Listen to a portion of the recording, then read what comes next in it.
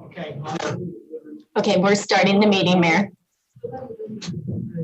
Okay, good evening, Costa Mesa. Welcome to our City Council study session for Tuesday, September 22nd, 2020 at 5 p.m. And at this time, I will ask that Councilmember Reynolds lead us in the Pledge of Allegiance.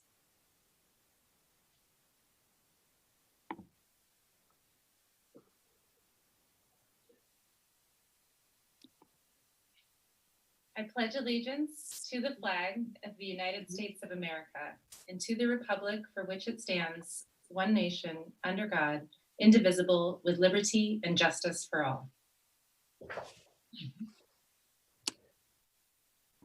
Okay, thank you for that. Ms. Green, will you please call the roll by voice roll call?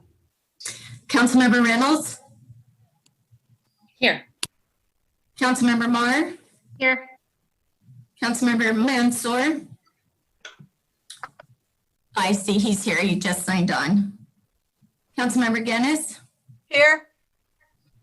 Councilmember Chavez, Here. Mayor Pro Tem Stevens. He says he's in the waiting room and he sent me an image where it says he's waiting for the webinar to begin. All right.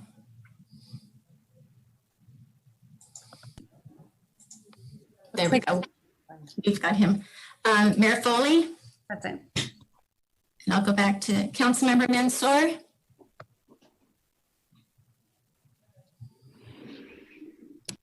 Councilor Mansour, you're on mute. Are you there? Mayor Pro Tem Stevens. Yeah, I'm here. Thank you. Okay, Councilor Mansour, you're on mute.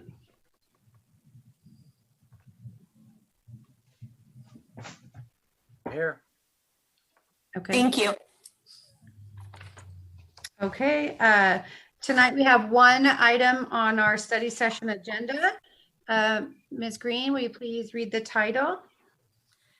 Item is update on efforts to address homelessness. Presentation by Ms. Price, Assistant City Manager.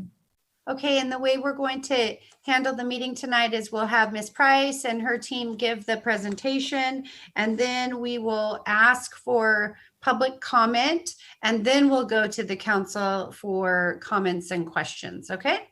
Ms. Price. Good evening, Honorable Mayor and City Council members. It's my pleasure to be presenting to you an update on the city's efforts to address homelessness on a multitude of levels. As many of you know, first of all, I just want to start by thanking the mayor and the council, as well as the city manager, the city departments, all the city staff, the partners that we work with in our community, as well as homeless people throughout our city. For all of the courage, the leadership, and the resilience to address homelessness in our city, today we provide an update with both challenges and proposed solutions. And I mostly look forward to the dialogue that will ensue after this presentation.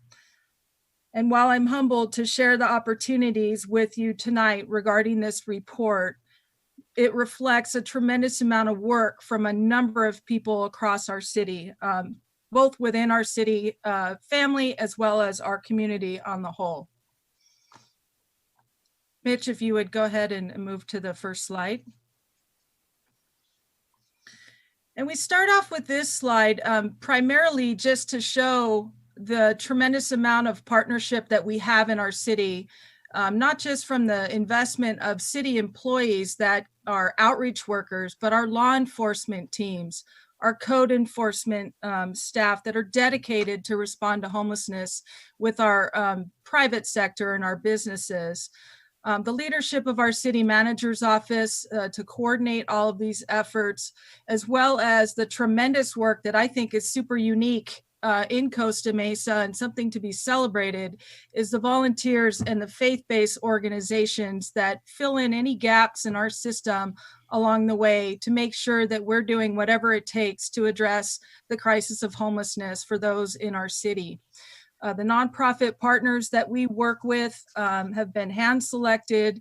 They're stellar in their efforts, and you'll see through the presentation tonight that we have a lot to be thankful for and to celebrate. As we move through the presentation, we'll take questions and dialogue at the end, as the mayor has described. Mitch, if you would turn the slide, please. I want to start by just talking a little bit. I think we can't probably have too many dialogues without discussing COVID-19. At least in the last several months, we've been adjusting and adapting all of our city responses to what has been presented to us with the pandemic. But when, in early March, I'd say it was like March 15th, we really mobilized quickly to change the strategy that we were currently employing on the homeless front.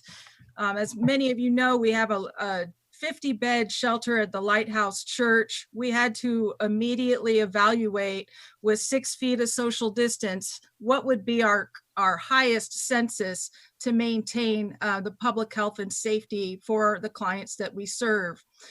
We additionally had to look at those clients that would be most vulnerable, people over the age of 65 or with underlying health conditions. And as you might imagine, in the homeless population, that is a high number of people within our population. And so our teams did an excellent job. Mercy House being the provider of the shelter, we're able to really, by attrition, move the shelter. At that time, I think it was 46 census, down to a census of 24. And we started a motel isolation program where people over 65 or with underlying health condition were placed into motel rooms. I worked with the County of Orange Office of Care Coordination to establish a program where we could get reimbursed for those efforts. And to date, I'm super happy to report that everything that we have been able to do, we have had no positive COVID-19 tests among our homeless population or our staff at the shelter and within our own staff at the city. And I just can't be more proud of the team, because there was a lot of efforts, maybe not on this slide, as many of you know, a whole lot of other things occurred to make that outcome possible. And so I just want to thank everybody for that and acknowledge the great work.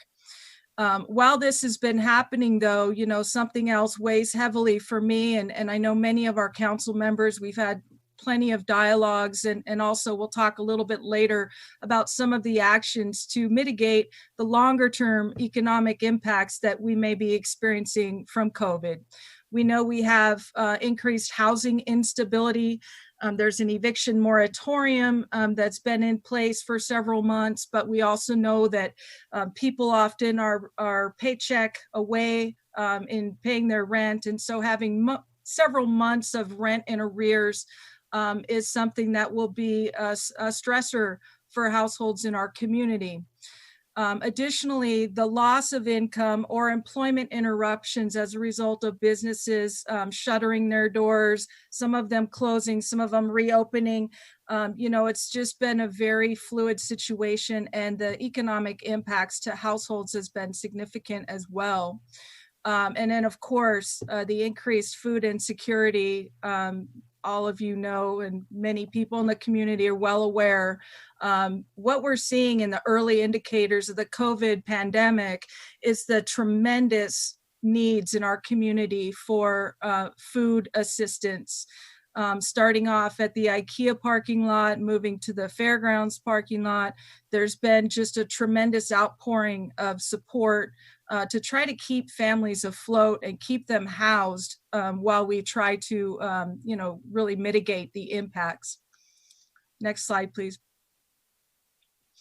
So some of these I just covered, but I want to focus a little bit on, certainly we had to reduce our shelter population down to 24.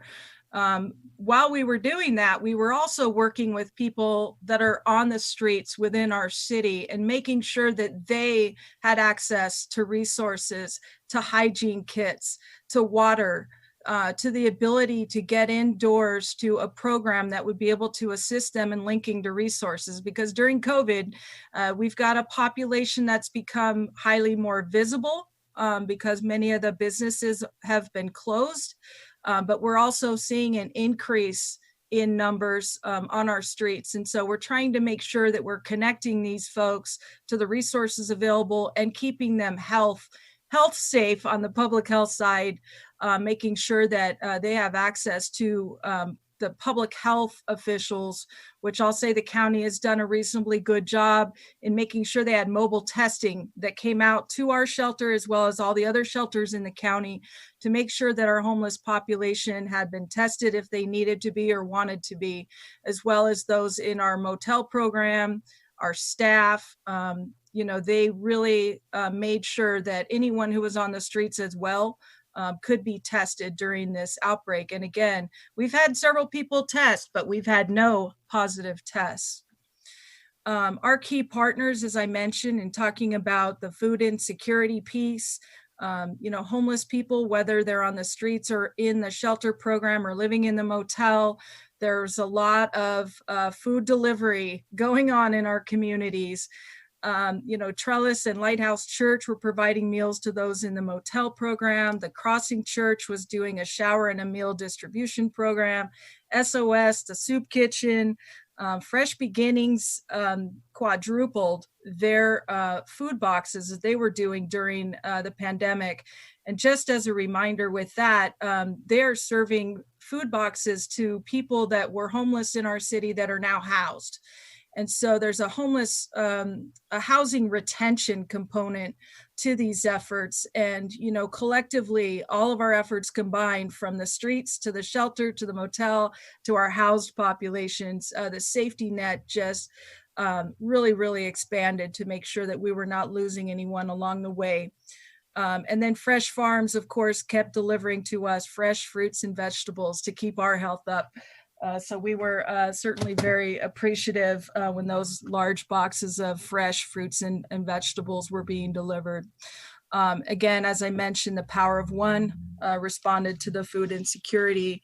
And I want to take a moment to thank Council Members Marr and Reynolds for their tireless efforts, because really every effort that we're taking to provide food security is an effort in homeless prevention.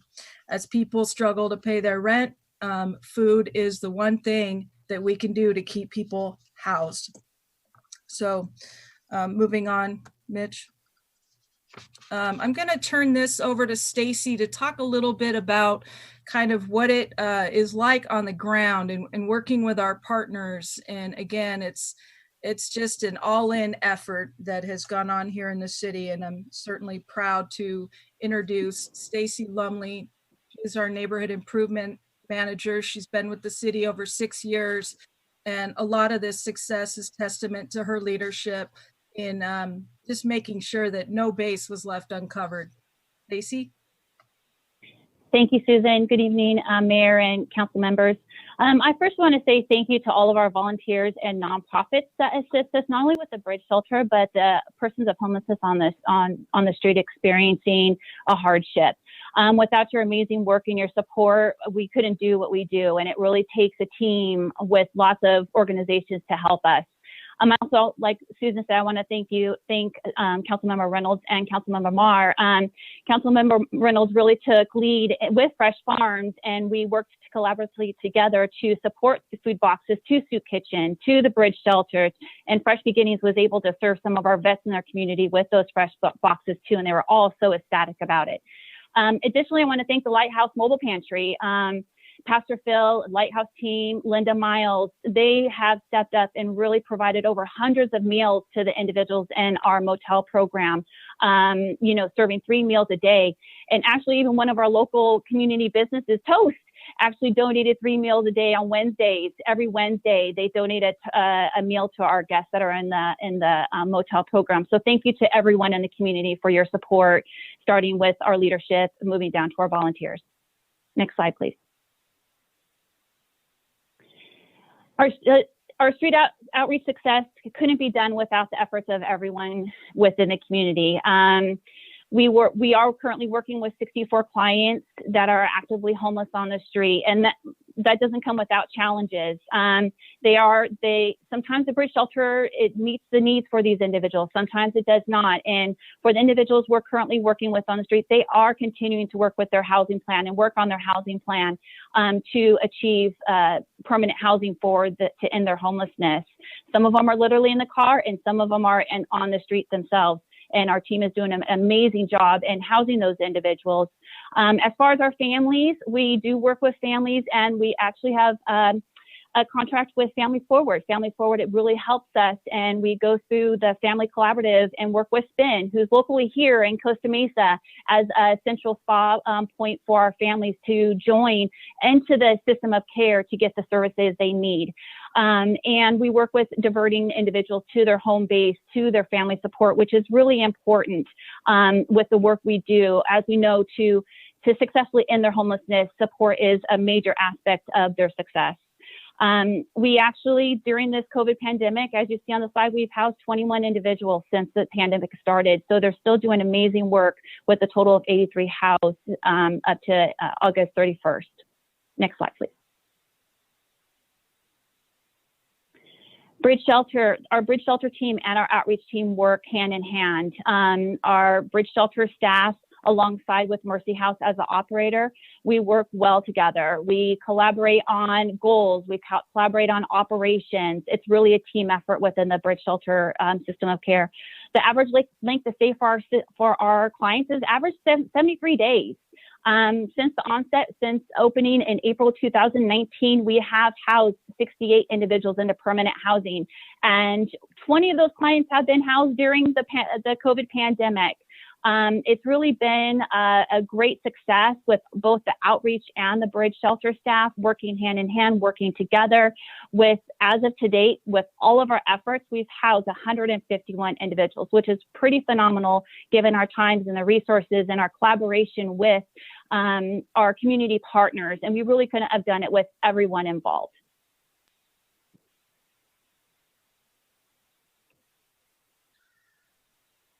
Okay, Susan Price is back to talk a bit about something that unfortunately I have a ton of experience in my work with the county on doing encampment responses. But, you know, coming to the city of Costa Mesa,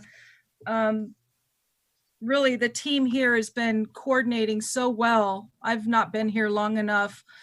So I spent some time with multiple departments, and we recently had an interdepartmental discussion about all the different efforts going on by different departments, and you know, they're all working together in different ways. And so I wanted to include an update here, and primarily just to notify or update the council and the community that, you know, we've had a couple of fires recently. There was a fire at Canyon Park. There was a fire at Talbert Park, and our fire department is pretty amazing to get out there and extinguish that fire quickly. But I want everyone to know that, you know, we are working collaboratively. We have been out there in Fairview Park weekly for several weeks, and we've got a couple more planned interventions, but it looks like we're going to need to go all the way through Canyon as well as Talbert to make sure that we don't have encampments, fire pits, and things of that nature. So fundamentally, it's a public safety issue. It's a fire prevention issue. We also want to make sure that people that are homeless are, you know, really not in getting into areas that are not open to the public and causing what you see in a couple of these pictures. These are actual real pictures of Fairview Park and the efforts of the team in the last couple of weeks. And so I want to bring forward Cynthia D'Agosta, who is our Fairview Park administrator, just to talk a little bit about the work that they've been doing over the last couple of weeks. Cynthia? Sure. Thank you, Susan. And thank you, Mayor and City Council members, for hearing us this evening on what we want to emphasize is the team effort here, and recognize that parks too are impacted by the homeless situation. But our most successful efforts have been in the last few weeks. Thank you, Susan, for your leadership in bringing the interdepartmental efforts together. We have set up a schedule for the following weeks, which will allow us to have a consistent presence and also a consistency in the cleanup efforts to move each other forward with police, code enforcement, parks, public services, fire, and the homeless services departments. And again, this is a new effort that has established out at Fairview Park, and we are extremely grateful and proud of the interdepartmental as well as the interagency coordination that we have had between Orange County with Talbot Park and the adjacency to that. So again, I thank you, Susan, for bringing us together. The team is strong. We have established a schedule for the next few weeks to make a presence and to get the cleanups being consistent out there. And if I could, thank you, Cynthia. And if I could ask Captain Bacala to talk a little bit about his work, because the police department, and not just in encampment response, but with their community policing unit, I mean, they're often on the front lines and working with Stacy and her team to respond across our city. And, you know, they've just been stellar in their work, and it's a pleasure to see that partnership come together. Captain Bacala, did you want to make a comment or two? Yes, ma'am. Good evening, Mayor, members of the council, and citizens. Just to cover it again, we have one community service sergeant dedicated to any community-oriented policing needs of the city with 3 officers, and we have 4 park rangers that constantly patrol the parks. An example is Fairview Park in the last 266 days, we had 1,151 calls for service, and those could also be our patrol checks just in Fairview Park. We took 68 enforcement actions. And to add to what Ms. Price was saying, we have HB1, the helicopter, constantly fly over Fairview Park during the evening hours to look for fires, et cetera, so we can find those encampments. If we find a patrol, if our park rangers or patrol checks the parks and finds a camp, we do a couple things. We take the appropriate immediate enforcement actions. We contact Stacy in the street outreach team and try to connect those persons with service.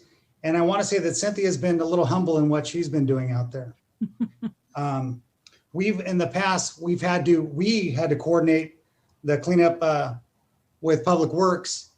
And honestly, we didn't have the time, or I think we didn't have the time to do these things. Cynthia's done a bang up job, and these camps are getting cleaned up quicker than we could ever hope for, which is increasing our ability to perform out in the streets.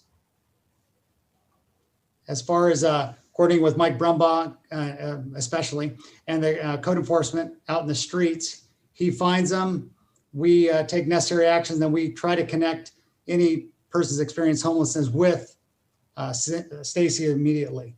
We figure if we can get them early enough, we could save them. And I think we've been very successful. Stacy has an immediate connection and contact with Sergeant Grimmon almost on a daily basis. Thank you. Thank you, sir. And with that, I'm going to turn it over to our Fire Marshal, John Neal, to make a couple of comments just about his experience. And I know even when I was in the county, we've had some small fires out there, and I think our fire department has just been really right up on it to make sure that these are relatively small incidents. So, Mr. Neal. Good evening, Madam Mayor, City Council members.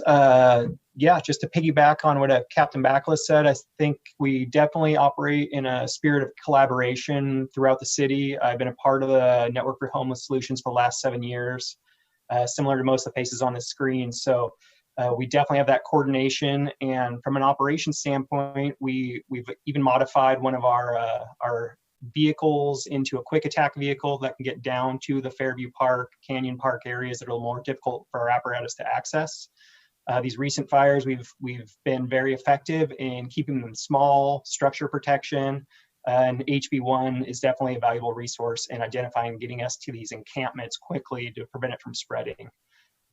From an outreach perspective, we rely on Stacy's team quite often for both emergency response. We may respond to a medical call that it doesn't become medical in nature, and they just need those resources. And so, again, the collaboration, we can get people and keep them out of homelessness from, it may be a fire that impacts them and they can't get back in their structure, and it's something we need to connect them with some resources. Stacy's team has been invaluable from keeping our numbers from growing. So From a community risk reduction perspective, we also work with Mike Brumbaugh on code enforcement on finding creative solutions for businesses and the development community to really fortify their areas and prevent an expansion or growth of encampments throughout the city. So definitely an all-hazard approach to finding effective solutions to maintain community reduction throughout the city.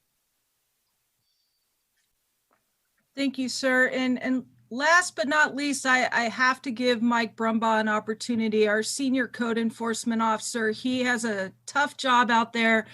He's working with all of our private sector businesses to assist them in mitigating any issues going on. I think he starts his day at 4 or 4:30 in the morning. And some of you have actually said that you've seen him out there at those hours. But Mike, can you talk a little bit about kind of what you're seeing? Because I know we're hearing that there's an increase in homelessness on the streets in our communities. And could you talk a little bit about kind of what what the trends are and what you're experiencing, just high level stuff? Yeah, good evening, everybody. Yeah, there is definitely a difference out there compared to a year or two ago.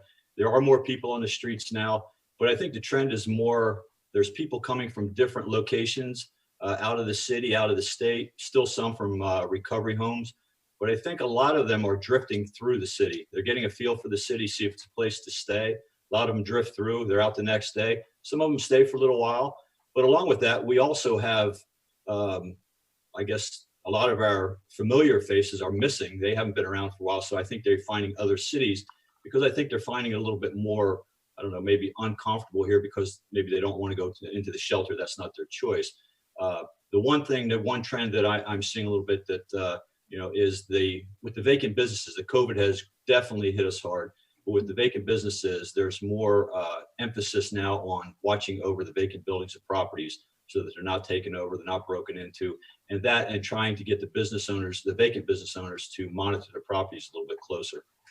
So that's what I'm seeing mostly. And there is a little more verbally aggressive people out with the mental and the drugs and things. But I think all in all, with what we're doing, I think we're keeping a good handle on it. Thank you, Mike Brumbaugh.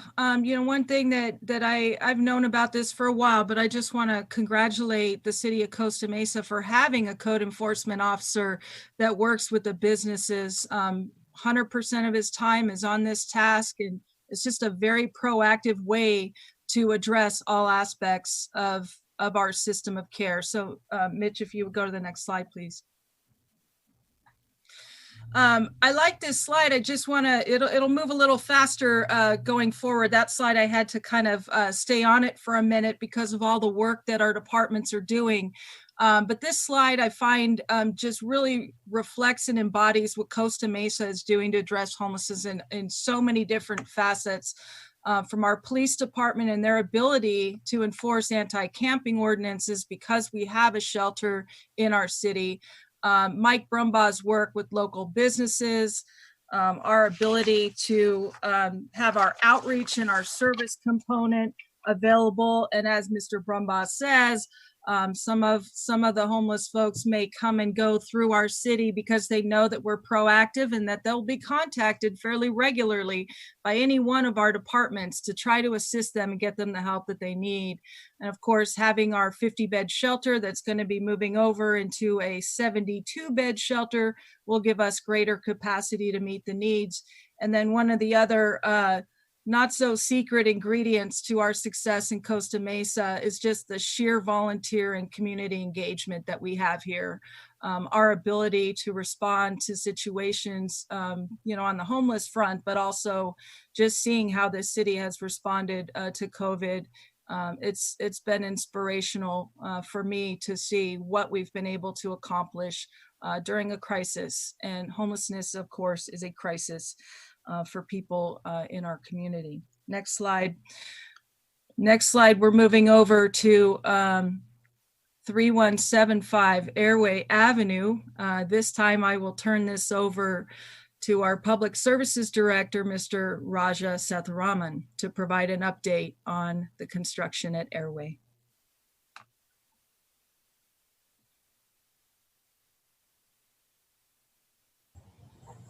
Thank you, Ms. Price. Madam Mayor and members of the council, this is a picture of our future bridge shelter.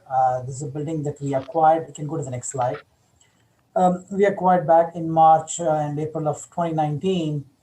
And then we initiated design in June of 2019. We went through several concepts of the site. And we finally finished the design and council awarded the project for construction on June 16th, 2020. Actual construction started late July, as you can see here. And we also submitted a grant application to the county for construction funding and also operating funding down the road. We anticipate the construction to be completed by January of next year. And following that, there will be finishing up furniture, fixtures, and equipment. And we expect this to be open for occupancy in March. Next slide again. This shows a little bit of the funding. The acquisition costs about $7 million, and the construction engineering permits altogether is about $4.5 million. And it shows the breakdown of where the funding is coming from. It's a combination of general fund, some CIP money, as well as actually CDBG money, and then we factored in the county grant. That's part of this this calculation here. Next slide, Mitch. So as you can imagine, this is how the site looks like right now. It's an old industrial warehouse building. Now converting that into a residential occupancy is a challenging task, and there is work going on in all fronts because of the timeline. We want to get it done by end of this year and early next year. So we have plumbing going on. We have HVAC ducting that's almost completed actually. A grease interceptor that you see on the top left picture here, that was installed and is waiting for inspection.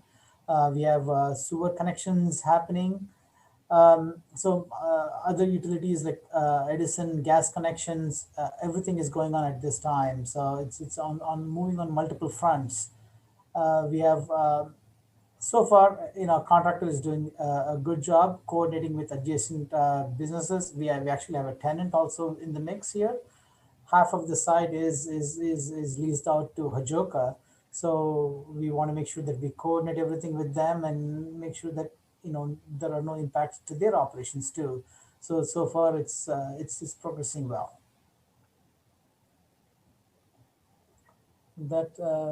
And with that, Mr. Seth Rahman, I'll take it from here, just to kind of round out the discussion about the funding and the investments that the city of Costa Mesa has invested in this operation.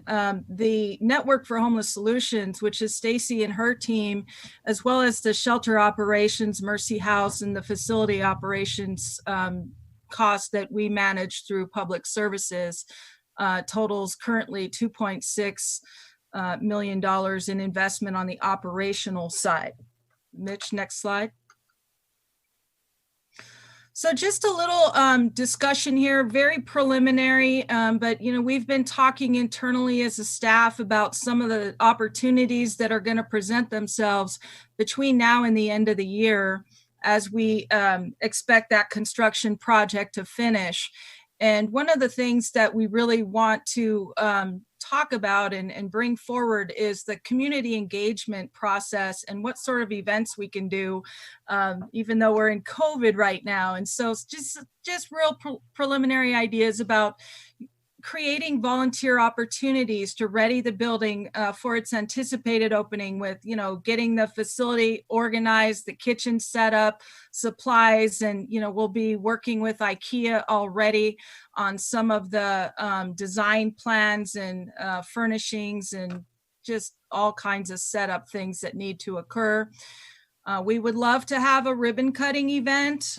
We'd love to also have an open house event, and should that need to be virtual, we've got a great TV station that can help us do a walkthrough of the final shelter, because I think it's so important that our community gets to come into the program before we move our clients there and give people an opportunity to get a look and feel for how this building is going to function, how it's going to feel.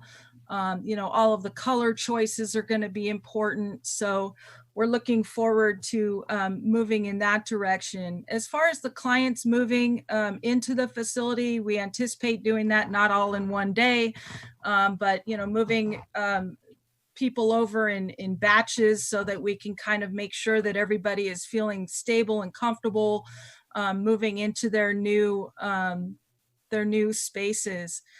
And then we'll have staff and volunteer peer mentors, which, we have a lot of them already that work with our clients. But, I just say to everyone who's listening that there will be opportunities to engage in this transition process. And part of our discussion in partnership with the Lighthouse Church is that we will maintain an office at the Lighthouse Church through the first year in the transition, just so that we're not thinking that we're going to use the Lighthouse Church as a pickup site. But we know that there are clients in the general area over on that side of the city, and we want to make sure that we have staff available to assist and make sure that people have direct access to the new shelter located on Airway, which of course is in another full part of the city. And we want to make sure that we don't lose any access points for people to gain, to get into the program. And then of course, because it's on Airway, our shuttle stops and our transportation will take a longer distance as well, to make sure that we come up with very strategic shuttle stops that connect people to the access points that they need. And sometimes we'll need to be flexible on what those are and even change them periodically.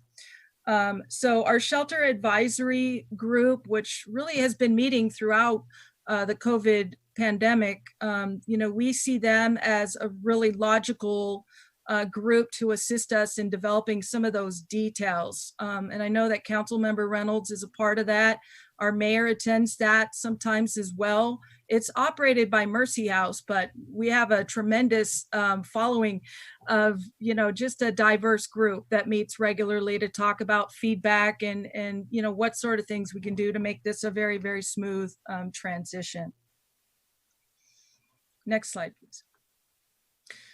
Okay, I'm going to shift gears and talk a bit about how the Costa Mesa shelter right now has been integrated well, and also I'd say even better since COVID, with all the different things that we're working on. But the regional service planning area model was created actually by me when I was in the county, and that was, I guess, 2016. But from 2016 to now, it's really grabbed a hold of getting the county to integrate its service system to cover the whole county and make sure that everyone has access to the resources that the county provides. That's really was the impetus for creating that, quite frankly, but also to be able to support the cities and all of the nonprofits and where they're located and make sure that there's access to those resources for people that are experiencing homelessness in our communities. And so go on to the next slide, please. We used a slide in the Facebook Live that we did in July, and we just updated it for this presentation tonight. I just want to talk a little bit about the emphasis of the Costa Mesa shelter and, the will and vision of the council has been to prioritize, obviously, homeless people in Costa Mesa that have been in Costa Mesa, and make sure that we're focusing on, the investment to the benefit, that we're trying to achieve. And so this data is it's amazing to me that our street outreach teams have been able to screen homeless people for their needs, divert people to other resources that are most appropriate to them, and really hone in on benefiting the city of Costa Mesa with the City of Costa Mesa shelter.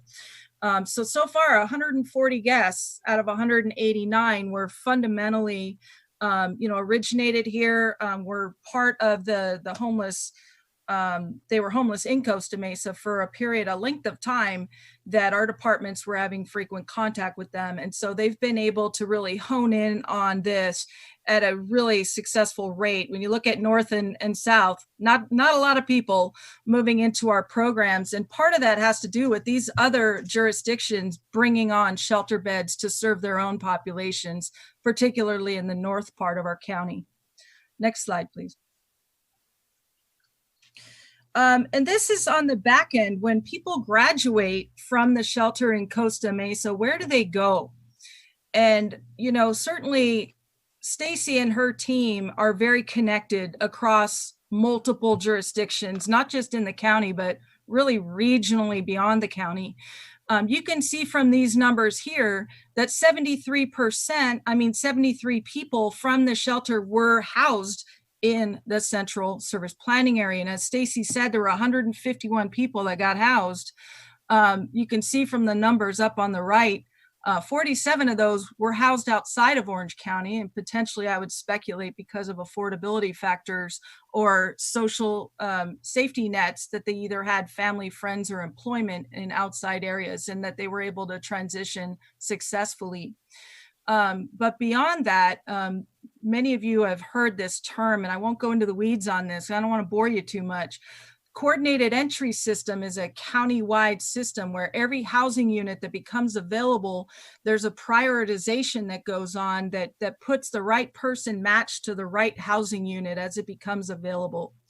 And, you know, when you see those numbers of our housing outcomes going up and up and up, it's because Stacy Lumley and her team are doing very precise housing assessments, vulnerability assessments on the people that are in our shelter and on our streets, not just in the shelter, both populations, and that people are being housed on the regular when these units become available. An example in Newport Beach, the Cove, we had some veterans move in there. The Veterans Village in Santa Ana. Westminster just opened the De La Rosa housing project, and we had, I'm maybe gonna get this wrong, plus or minus 2, 6 of our clients, maybe 7, went into the De La Rosa housing program in Westminster. So you can tell from really the dialogue here that the importance of working across our borders. We're screening on the front end, and we're housing on the back end through this coordinated entry system. Next slide, please. And as I said at the outset, the whole reason for having service planning areas is really to make sure that the county and all of its resources can be accessed from anywhere within the county. I can tell you that was not the case back in 2015 when I arrived. The mental health system was very, fractured, or in certain areas where you can access, not in others. And so now you can find the Anita Drive property, the crisis stabilization unit that's going to be opening in Orange. That is for people with addictions and mental health issues. That will be a county-wide program. The city of Costa Mesa also worked with College Hospital to get an additional, I think it was 10 or 12 beds there for a crisis stabilization unit, only the second in the county past Santa Ana, who had, I think, 10 beds prior to Costa Mesa's action. But Anita Drive's coming up, and the county just recently announced that they were opening a second Be Well location in the El Toro Marine Base Complex, which is the 100 acres that the county owns. I believe that would be in the city of Irvine, and that they're looking for a third site to make sure that these resources are available regionally. I won't go through this too much, but I think the point has been made that the Network for Homeless Solutions is the center of our universe, and they are working with populations of homeless people at the shelter and on the streets, tethering them into programs to address their individual needs as well as their systemic needs. So mental health, drug and alcohol, healthcare, criminal justice, and then, the family system of care, as Stacy mentioned, the Family Solutions Collaborative, which is led by Families Forward. They have 9 access points countywide, and one of them is SPIN, located in the city of Costa Mesa. So hopefully you can tell by now from all of this dialogue that Costa Mesa is super well connected to the broader system of care.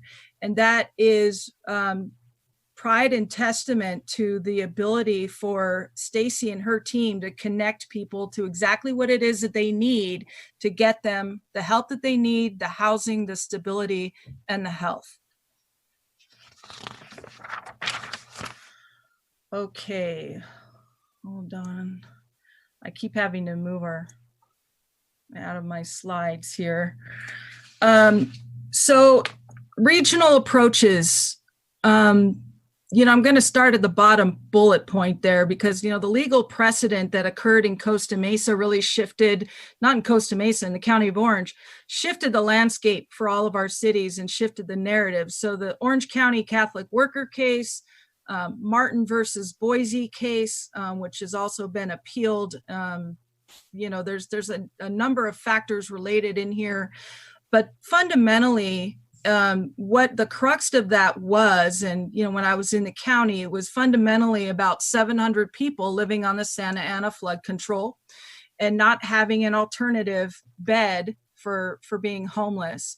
And so, the impetus got placed on our ability to leverage accountability in public spaces for everyone, whether you're housed or unhoused, that there's accountability in public spaces, that resources are provided and available to those that need them. And if you decline those resources, then you can enforce camping because the person is being offered an alternative to the streets. And it's a balancing act. It's a leveraging thing that all police departments have to address. But what the landscape change is that all 34 cities in Orange County were called into Judge Carter's courtroom. And I think some of us were present for those meetings. And that some of the cities came forward because they were motivated to want to bring a balance back in their communities.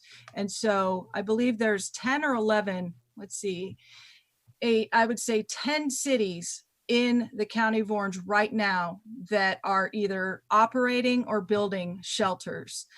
There's not a county in the country that has done more. And, some of that is based on the leveraging of these court cases. The other piece of it is just the sheer increase of homelessness in our communities and the will to do more to address it.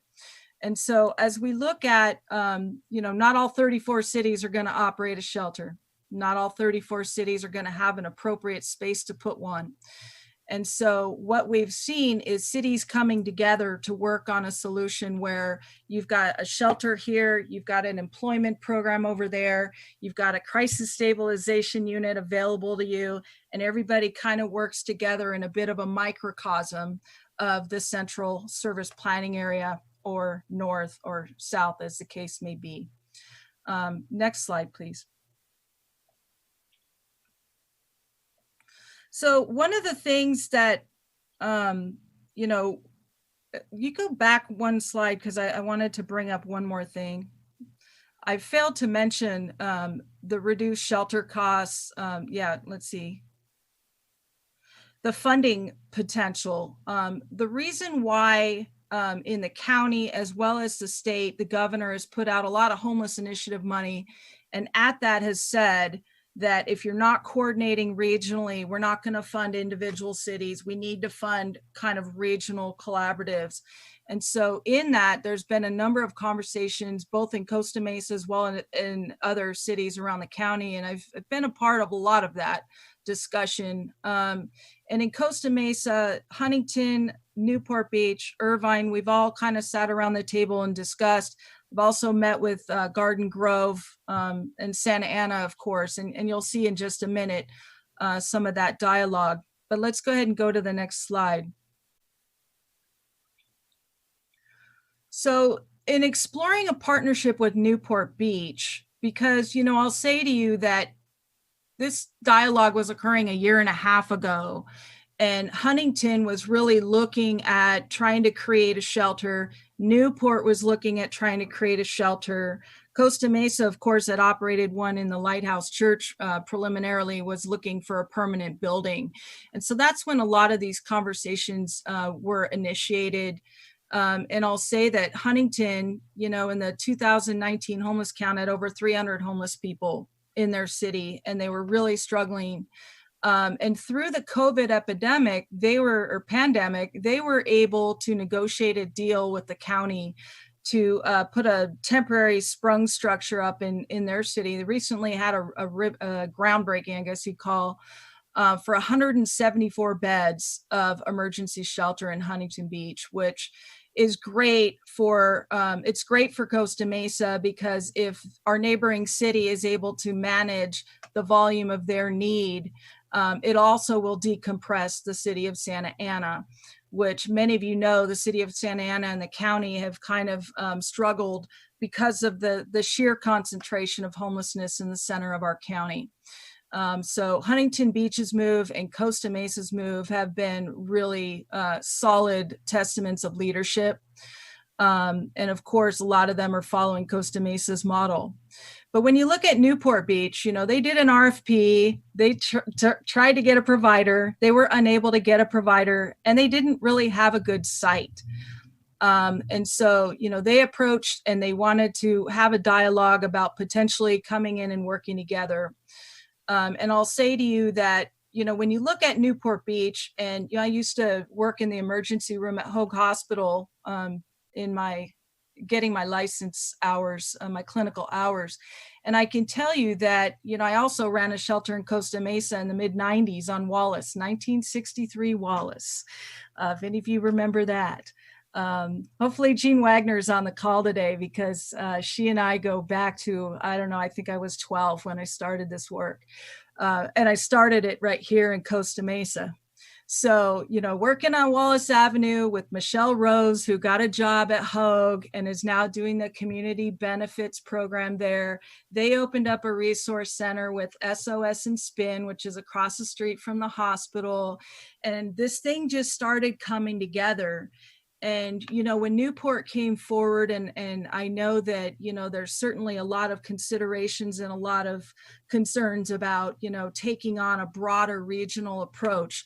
But I'll say to you, Newport's homeless population is smaller, it's pretty manageable, and it's likely a shared population in the migratory patterns. I know that firsthand. From working with the soup kitchen, and everyone here in Costa Mesa will tell you there's a huge crossover in the population crossing the street from Newport to Costa Mesa. So the cost sharing, the reduction to the general fund expenditure potential with the capital as well as ongoing operations could be a benefit. It's something that, I would say our council should consider as a viable option. I would not say that about some of the other proposals that have come forward, but this one seems to have a nexus and makes some sense given my history and my background in working with both cities and the homeless population here directly. We also have served several Newport homeless people within our shelter, and we've also housed people from our shelter in Newport at the Cove. And there's potential funding available from the county, but also in working with Hoag and their foundation to assist us with some of the most vulnerable populations that cycle in and out of the hospitals. And so I see a logical nexus on a number of fronts to help support our efforts and reduce our general fund expenses. Next slide. And real quickly, to anybody who may not be aware, the North Service Planning Area was kind of an amazing feat that exceeded all of my expectations to get 13 cities, all 13, to get their city councils in closed session to sign an MOU where each one of those cities supported 2 regional shelters, one in Buena Park, one in Placentia. Anaheim, of course, Anaheim and Santa Ana are bankrolled by the state with huge amounts of money from the State Homeless Initiative. They'll get 7 or 8 million each. And the other 7 or 8 million is split among the other 32 cities where we all have to vie for that same pot of money. And that's why it's so important that we go regional. But in the first round of HEAP dollars, there was 15 million available and 12 million went to the North Spa, just simply because of the sheer magnitude of that MOU. 13 cities coming together. And the county will often say they have 34 children, right? And 13 of them got taken care of in that one deal to coordinate their efforts. And so the county is also funding them some additional money for operations. And I would say that to you because I was working for the county when this deal was negotiated. I was at that table. And the reason for that is because the county wanted to empower the cities to manage their local response to homelessness and to assist in funding that. And the combined total of beds in the North Service Planning Area in the last 3 years is almost 1,000 new beds produced by cities.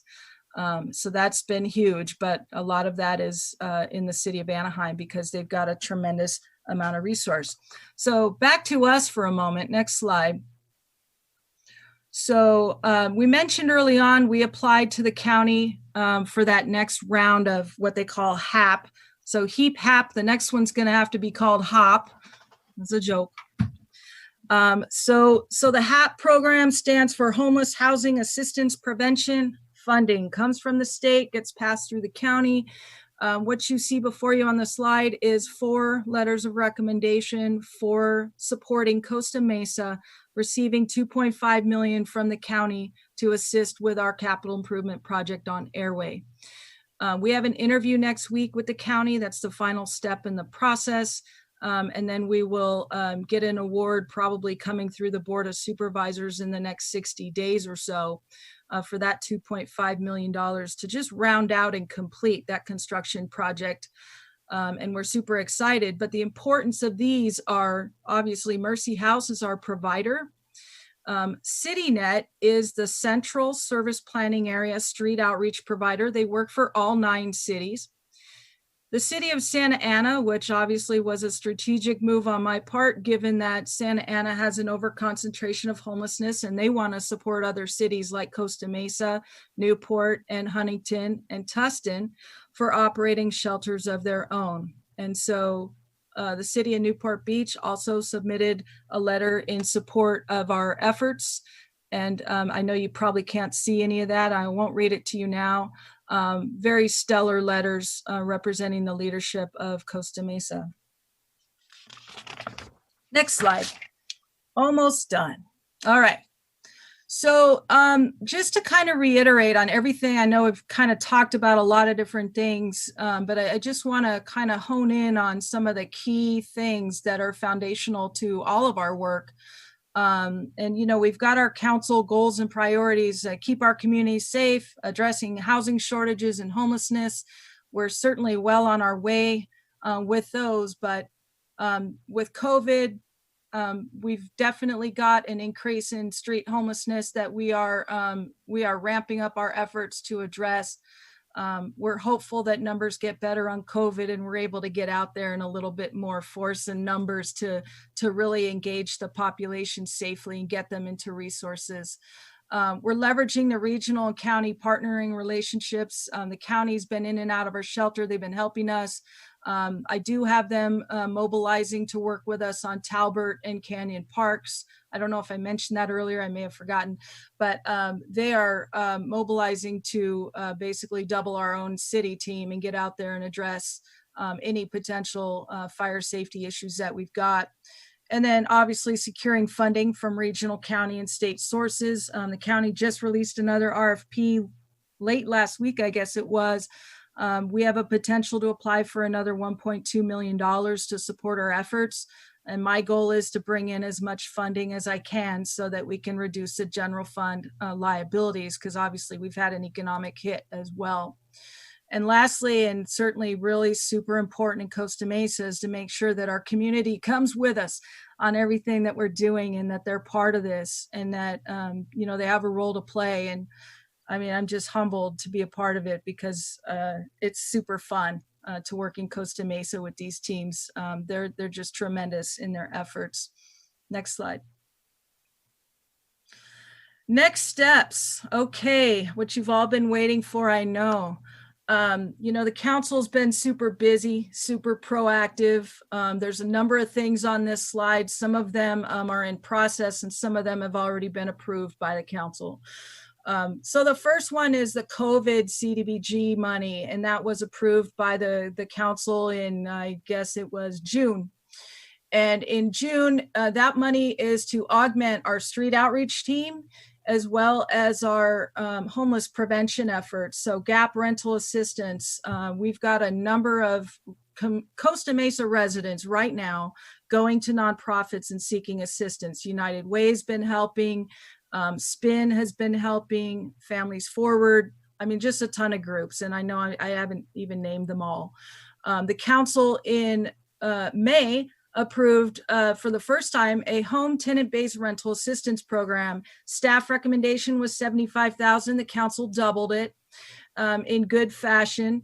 So we're at $150,000 there.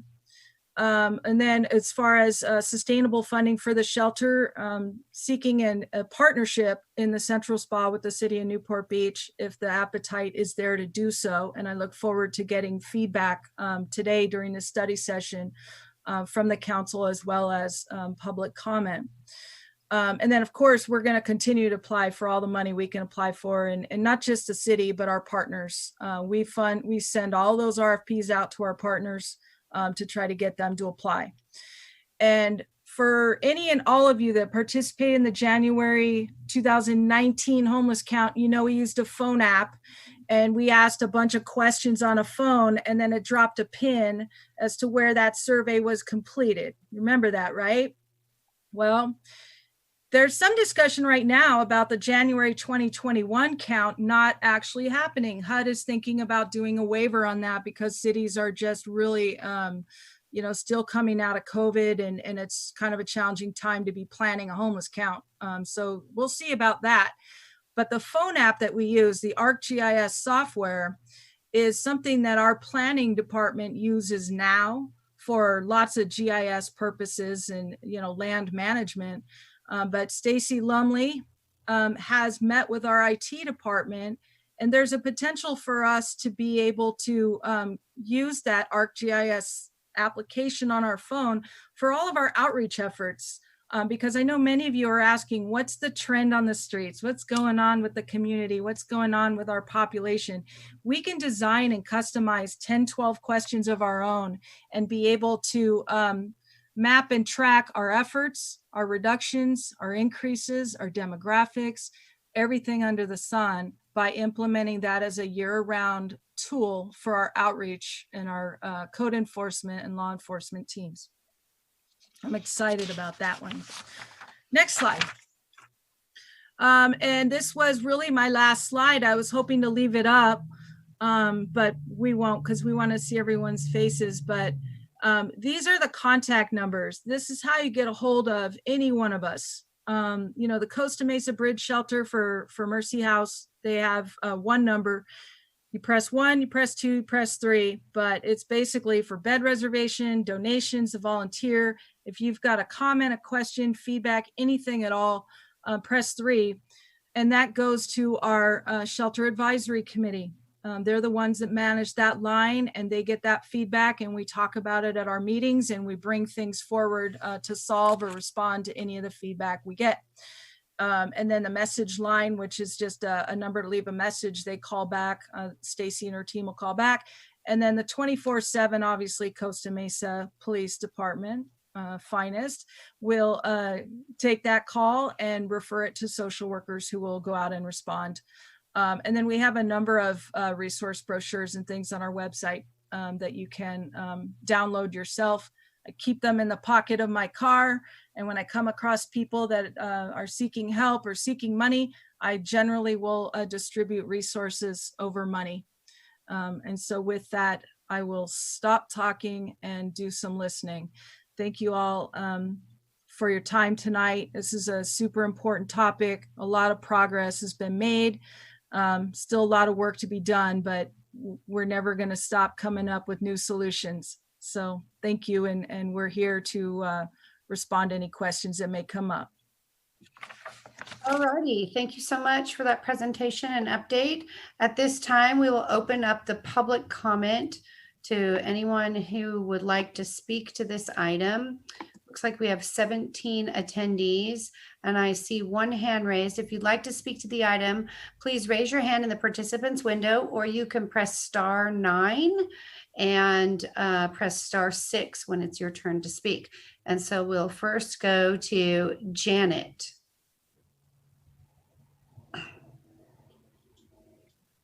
Hello, Janet, are you there? Yes, I just unmuted myself. So, Janet Crockman. Hi, how are you? hello, Mayor Foley, City Council, Ms. Price, Stacy, everybody else that I know. Anyway, I was able to watch most of the presentation. Unfortunately, I have a board meeting that I have to leave for in 15 minutes, so that's why I wanted to jump in first. And I applaud, as Susan has, the work that every team member has done. I've been fortunate enough to be a part of the Network for Homeless Solutions now for a couple of years as the business volunteer. I'm also on the Shelter Advisory Committee. But much like I mentioned at our last Shelter Advisory Committee, and I realize that there are pockets in the city and things ebb and flow. And yes, for the last 6.5 years, I front and center witness to all of that. But the North End here is under attack. And I'm not going to sugarcoat it. I'm just going to tell you that basically, and again, my building I know is a particular attractant. The police department, I don't even have to finish the address before the people at dispatch go, okay, we know where you are. But it is happening multiple times during the week that I find people in the back parking lot. I'm also finding people now climbing the gate. I mean, the landlord went to a lot of expense a few years ago to gate this building. Unfortunately, he didn't put the gate up far enough. And the younger crowd that now seems to be patrolling the north end of Harbor Boulevard, lock gates just don't matter to them. They just climb right up and land on my doorstep. And usually, I still have cameras and, we open the door and, oh my gosh, there's somebody in the suite. And so they hop back over the fence and down the stairs they go. So there's no way to get PD out here fast enough to apprehend, even though I'm willing to sign any piece of paper to appear in court anytime, anywhere, because it's the only tool in the toolbox that we really have. I also obviously had conversations with lots of my neighbors about the increased traffic. There's stuff going on at the Target Center. There's stuff going on at Hertz. There's stuff going on at Haynes. All of the bus stops down here in front of Rite Aid, in front of Haynes, the Skyway, I probably mispronounced that, next to McDonald's. The cinnamon streets, the spice streets. It doesn't matter which way I drive on Harbor, but certainly on my end, even as I cross Harbor at Baker, I can look in either direction. And there are people at the gas stations, there are shopping carts and piles of stuff. It's just everywhere. And I can't even make calls fast enough to deal with it. So, in spite of all the good work, and I applaud all the people that are getting housed, I continue to support that 110%. But somehow these last few months, and I'm sure COVID plays a role, and I believe in Susan's comment about the fact that people are coming in from out of town, and Mr. Excuse me, thank you. It's been 3 minutes. Okay, thank you very much. Thank you, Ms. Crockman. We'll look into those areas. Ms. Wagner, Jean Wagner.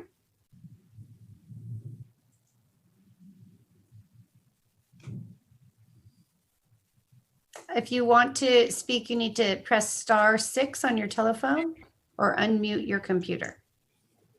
Apologies. Good evening, council members and Susan and Stacy.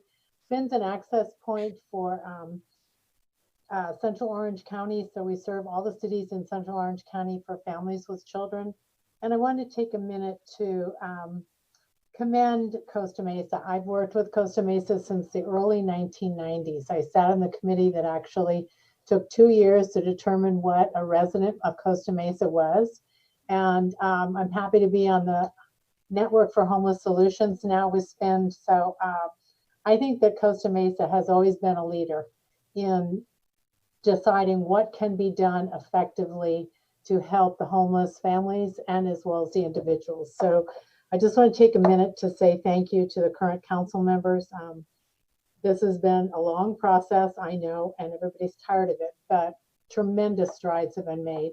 And I think that having access points that actually, I have to give Susan credit for setting up the idea of access points and ensuring that the county said this is the way to go. And they're now emulating that for individuals as well. But the number of our main office is on Calmus, which is just off of Red Hill.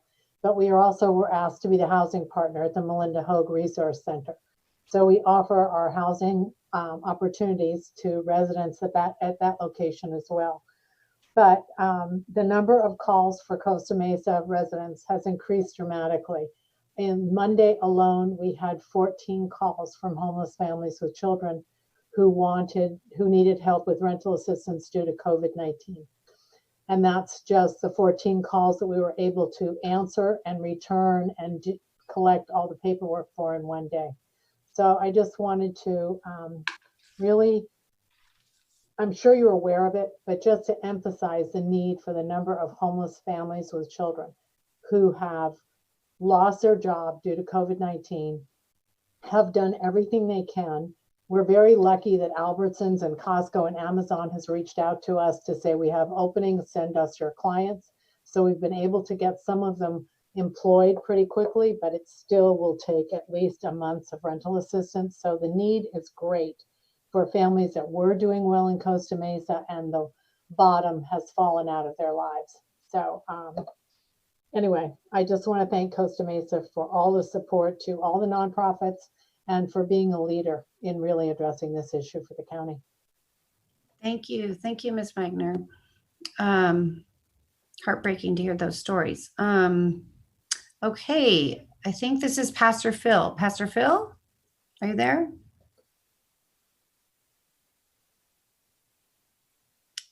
You can press *6 on your phone to unmute yourself or unmute your computer. All right. How's that? Can you hear me? Yep. Hey, when I look at all you guys, it brings me back to when this whole thing started, man. And I really miss the personal interaction, but it's so good to see your faces on the Zoom. And I look at Vic Bacala, man, and I want to tell you something. He was one of the very first police officers I met 10 years ago and encouraged me and helped me establish a relationship with the Costa Mesa Police Department. And what a great police department it is. And this man right there, Vic, is instrumental in making the police department as great as it is. And I mean that. And I look at what we're doing there at the shelter, and I got to give Linda Miles all the credit for the food distribution. She's the one that's out there tirelessly looking for donations and so forth, and makes me realize I need to get out a little more into the community with the Days In people, because I know a lot of those. But the whole reason why this thing has been so successful, in my opinion, is the integrity that has been displayed not by the city, by Mercy House, and by the church it's just such a comfortable relationship in the shelter. And I want the city council to know that. And there's current communication between Stacy Lumley and myself, and we had that power failure in a portion of the city that we're addressing, which I'm going to move to get some emergency lighting in the building. I'm just sharing this with the city council, and I'm not sure.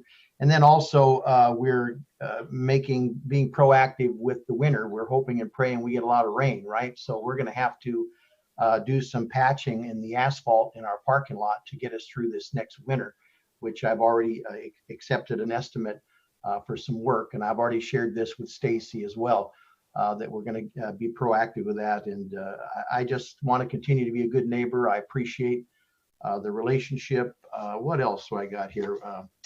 It's just been pretty good. And I want to commend Sasha too. There's current communication going on there in Mercy House with myself and Susan Price and all you guys. John, Mayor Foley, I can't appreciate you enough. And I just look at it and it's just great. So anyway, Lorianne Farrell Harrison, you too as well, and all the good stuff that we have accomplished by being proactive to want to lessen the impact of homelessness in our incredible city, which it is. And so with that, I just want to say it's been a good relationship. I'm looking to get through the winter, making steps to make sure we have a pretty seamless winter, and hoping for some rain too, right? So God knows we need some rain. So anyway, with that being said, I'll sign off. I just wanted to put my little 2 cents in a positive aspect. One last thought is in San Bernardino, the Church of the Nazarene, I don't know if I've said this before, is broken up into districts. And there's a Southern California district that involves San Bernardino. And the district superintendent of my particular denomination came to the Lighthouse, and he was so impressed with the model that he has reached out to the city leadership in San Bernardino and trying to create a similar model between him and some of his churches that are in the homeless community as well. So know that it's pretty impressive when people look at it from the outside. So I know I'm an up and away kind of guy, but it's true. So I'm not gonna. Anyway, that's it for me. All right, John Stevens, I appreciate you too, and I can't say it enough. So God bless you guys. Okay. Thank you, Pastor Phil. Thank you for all you do. We appreciate you. Okay, and now we have Ian Stevenson. Madam Mayor, council members, city staff, I just want to chime in and say, it's been so great working with all of you, and it's been great to see the evolution of movement in the whole homeless arena over the years. When we did that task force in 2012, coming out of it, one of the applications was the check-in center. And that's continued to run now for these 8 years. And the partnership has just continued to build. So we're very grateful to partner with you all on street outreach stuff. We're looking forward in the future to helping kind of develop these housing support teams. We just recently got all those people that went into the place in Westminster, just got a bunch of housing supplies delivered to them today through multiple churches working together to do that. But I did want to also just point out to one of the items that Ms. Price addressed in regards to the problem that is coming up ahead of us. One of the things that you all may not know is that a group of churches in our city pooled resources together over these last several months to the tune of $700,000. And they've helped, I think it's 690 families with rental assistance and stuff. So those are all families that would have had big issues in terms of falling out of their housing. So I think what we're looking forward to, what we're anticipating, is going to be some more problems. And, this whole trying to keep the spigot turned off issue is one that we need to keep our eyes on as at the same time that we're addressing those that are experiencing homelessness and getting them in to different ways that they can be served and helped. But it's just been a privilege working with you all, and we really appreciate the opportunity to work collaboratively and get churches, businesses, community members working together on this, and just kind of be a voice for that out there for you. So thank you for that opportunity. Thank you for all that you're doing. And Susan has been it's really been great having her come into the mix with her county experience and help educate all of us kind of in the mix of all this. So thank you. And we look forward to what's going to happen in the days ahead. Thank you. And thanks for everything you do. What a wonderful announcement about how much money you've raised and how many you've helped. Wonderful. Okay, it looks like we have Larry Haynes from Mercy House is next up, and then that'll be our last speaker unless somebody raises their hand in the participants window or presses *9 on your telephone. Larry? Good evening, Mayor. Good evening, Council. Just very briefly, I wanted to say thank you for your leadership and all of your good work. More than anything, I just wanted to let you know, as your operator, I was here in attendance, and if there were any questions for me, either Council or the public, happy to answer any questions you might have. I think Susan did an excellent job with her presentation, and just want to thank you for the opportunity to be a part of this team. That's all. Thank you. Thank you so much. Okay, with that, we will close the public comment, and I'll go to council. And looks like Mayor Pro Tem Stevens and Councilmember Marr, then Councilmember Guinness, then Councilmember Reynolds. Mayor Pro Tem Stevens. Yeah, thank you very much to everybody who participated in the presentation. I have a few comments and I guess some acknowledgments, and then a couple of, I think, pretty easy questions of staff, and one for Larry Haynes of Mercy House. So one of the things that I think is clear here, but maybe not, is like when I was running in 2016, homelessness was a major issue. And I would go into people's backyards and talk about what I think we should do about homelessness. And boy, I thought I was so smart and I had all the answers. And then I got elected, and I realized that in fact, there were a lot of people, notwithstanding that we had a serious problem, there were a lot of people that were working really hard on this already. People like Stacy and Mike Brumbaugh and our police and Ian and Pastor Phil and the Network for Homeless Solutions. And they met every Thursday at 10 a.m. and I think they still do, and go through all the folks that are homelessness on the streets. And I was just absolutely amazed at the effort that had been developed over that period of time. Since 2016, what we've done is we've built on that and we've layered on top of that. And now we have our shelter and we have Mercy House engaged, and we're building our permanent shelter and looking for these regional connections. And what I see is that's kind of the next frontier is really twofold in Costa Mesa in terms of building on the foundation that we've created before 2016 and then after 2016, and particularly in the last 2 years. And that's our regional connections. There's some really exciting things happening in bordering cities. This was probably mentioned in one of the slides, but I just went to the opening of the Huntington Beach bridge shelter that's going to be 174 beds, and it's a partnership with the county. And then Newport Beach is looking for regional solutions. And then not too far away, another bordering city, Santa Ana has the Yale facility that's being run. And so I think that's going to be really good, because when one of the biggest obstacles to addressing this issue early on in my first term my first 2 years was people were concerned, and I totally understand that if we build or if we provide these services, then all the homeless folks are going to come here and take advantage of our services, and they're going to relocate to Costa Mesa. And somebody used to say, it's like the field of dreams. If you build it, they will come. And it was only through, the court case that put pressure on all of our cities in the Western United States, the Martin versus Boise case, and then the neighboring cities that have stepped up, that have kind of alleviated that concern and allowed us to address the issue, and we've done it well. I have the other thing I just want to say, special shout out to Pastor Phil. He and I negotiated that first lease back in, I think it was 2018 or 2019, and we did it just at the time on a handshake.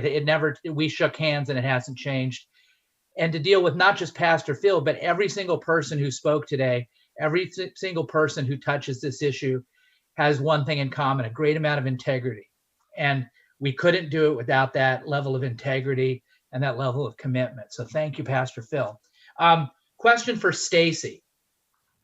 So we look at where we are right now, and I want to get a gist of, how has it really helped? In other words, So we were at 187 unsheltered homeless at our last point in time count, which was in February of 2019.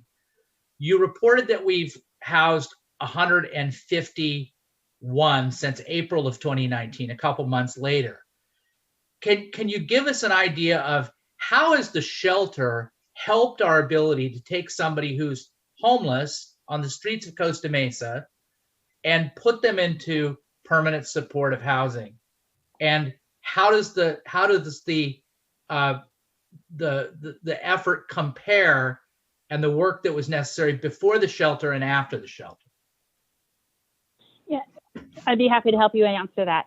So with some of our regional programs, according to Entry, one of the requirements is one of the aspects we look at is individuals that are sheltered. So with that assessment that we conduct, they go through and they are sorted out by individuals that are sheltered, depending on the funding source. So having an individual in the shelter really helps us navigate that individual into the permanent supportive housing program and get them into the supportive services they need. The shelter actually also helps us stabilize the individual. Pre-shelter, it was hard for us because, a lot of the clients that we were serving didn't have phones. We weren't able to locate them. So we had to drive around for hours and hours and hours and try to find them to try to get them into a housing unit. Or try to get them to fill out some sort of documentation. So the shelter really kind of helped us stabilize that individual, get them linked to the services on a regional level, getting them linked to mental health appointments, getting them linked to medical appointments. Because another criteria that programs look at is how often and how stable are they with their medical appointments? How often are they stable with their mental health appointments? And, even to qualify for some income, the shelters really helped us gather that, because for Social Security, they need at least a 6-month history for an individual to qualify for any sort of SSI. We need that all documented. So the shelter really helps us stabilize that individual, helps us, to get them into the system of care, helps us get them stabilized to get into permanent housing and to sustain their self-sufficiency. Before that, it was really difficult because, they didn't, going from the street to the shelter, it's a change for them. And it's a change that a lot of them, it takes a while for them to adapt. So we're out there building the relationship. Sometimes that may take years. Then they get into the shelter. That's a whole nother change for them. So now we have to walk through that process with them and help them actually stabilize inside the shelter. And then their next step is to help them adapt to the housing process. So the shelter itself has helped us on multiple levels, linking them to services on a regional level, linking them to services in the coordinated entry system, and really helping them get the services they need to sustain their housing and to get into permanent housing. Thanks. So I have one more question for Larry, but before I do, I just want to acknowledge a couple of things. Number one is I noticed we have Brooke Weitzman on the phone, and we mentioned the Catholic worker case, and she and her partner Carol Sobel were the lawyers on that call. And as a lawyer, I can tell you, I can tell you when they sued the city of Costa Mesa, I was like, how dare they? Because I felt as if we were doing so much relative to the other cities in the county. But that was actually a blessing in disguise, and you rarely say that about getting sued. But it allowed us to have a seat at the table, and Brooke and Carol and the other cities as well, actually, and Judge Carter actually became partners in addressing this issue. So, and they'll be the first ones to especially Brooke, to bring up when there are specific issues that we need to address and help us target our resources. So thank you for that. Whoever thanks somebody who sues you, but it did work out. And then the other thing I want to say is I do agree with Ian Stevenson. We've got our eviction moratorium that goes through February 21st, I think it is, or maybe the end of February of 2021. But due to COVID, there really is a bad moon rising that we need to be concerned about. So we have to really emphasize the work that we're doing and redouble our efforts, because as he pointed out, I think Enough for All Foundation has raised $700,000 dollars, and that's just to keep people housed. And we have our other aspects that we're trying to do, but this effort that we're doing right now is going to be more important in 2021 than it has been in any year previously. So we need to stick to our guns here. And finally, I'd like Larry to say, getting back to the shelter, Mercy House runs a number of shelters. How does the Costa Mesa shelter stack up in terms of statistics, if you have them, or if not, just qualitatively, in our ability to get folks from the street into housing efficiently and effectively as compared to other shelters that Mercy House runs? And then I'm done. Sure, John, thanks. So right now, actually, I have it in front of me. I'm looking at a quick overview. Right now, we operate about 10 shelters. A couple of more are coming online, both in Orange County and outside of Orange County. And in terms of housing placements, Costa Mesa is one of our top performers, and especially in relationship to what we would consider two key indicators. Those known exits that get placed into permanent housing, and that is the name of the game, right? One of the operational philosophies that we share that we think is responsible for this is also shared with the city staff and the housing navigators, is a housing-centric approach. Please remember the point of emergency, whether you want to call it emergency shelter, navigation centers, bridge housing, whatever, it's all roughly the same. The point is getting somebody from point A to point B. It's not fixing the person, it's getting them placed in housing. It's a housing first approach. And then you surround the person with wraparound services and permanent housing. That's where that stuff happens. So when you look at that, and you look at the statistical performance of the Costa Mesa shelter as compared to the 10 other ones that we operate, it's either at the top or near the top in most of the key categories. As we said, the percentage of those that are actually getting into housing, those that are staying into housing, and you know, and one of the things that I really want to highlight that should not be missed. Susan talked about length of stay, and that number that she reported is pretty incredible, right? It's pretty low.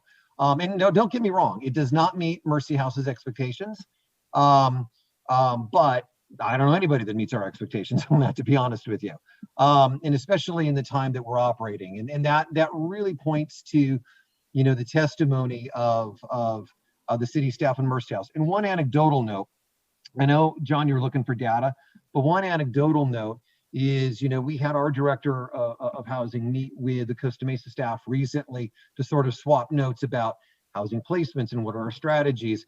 And man, I got to tell you, my staff walked away incredibly impressed with the resourcefulness and creativity of Stacy and her team, and came to me and said, wow, you know, there's a lot there we can learn.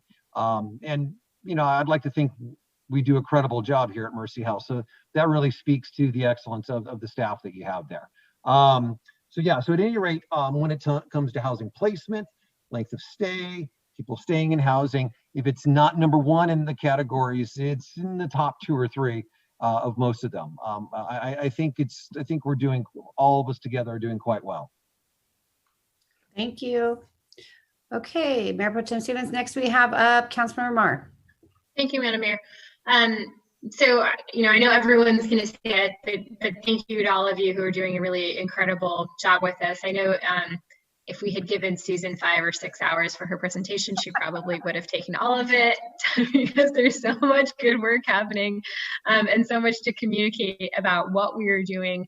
So I'm really glad we're having this study session. That being said, we have a lot more work to do, and I'm worried about the future. I'm worried about what's going to hit when folks do start getting evicted or aren't able to pay the backlog in their rent. We are seeing businesses sort of hung on for 6 months that are no longer able to. And so I think, I'm sorry, that's my dog barking. Oh. It's okay, just continue on.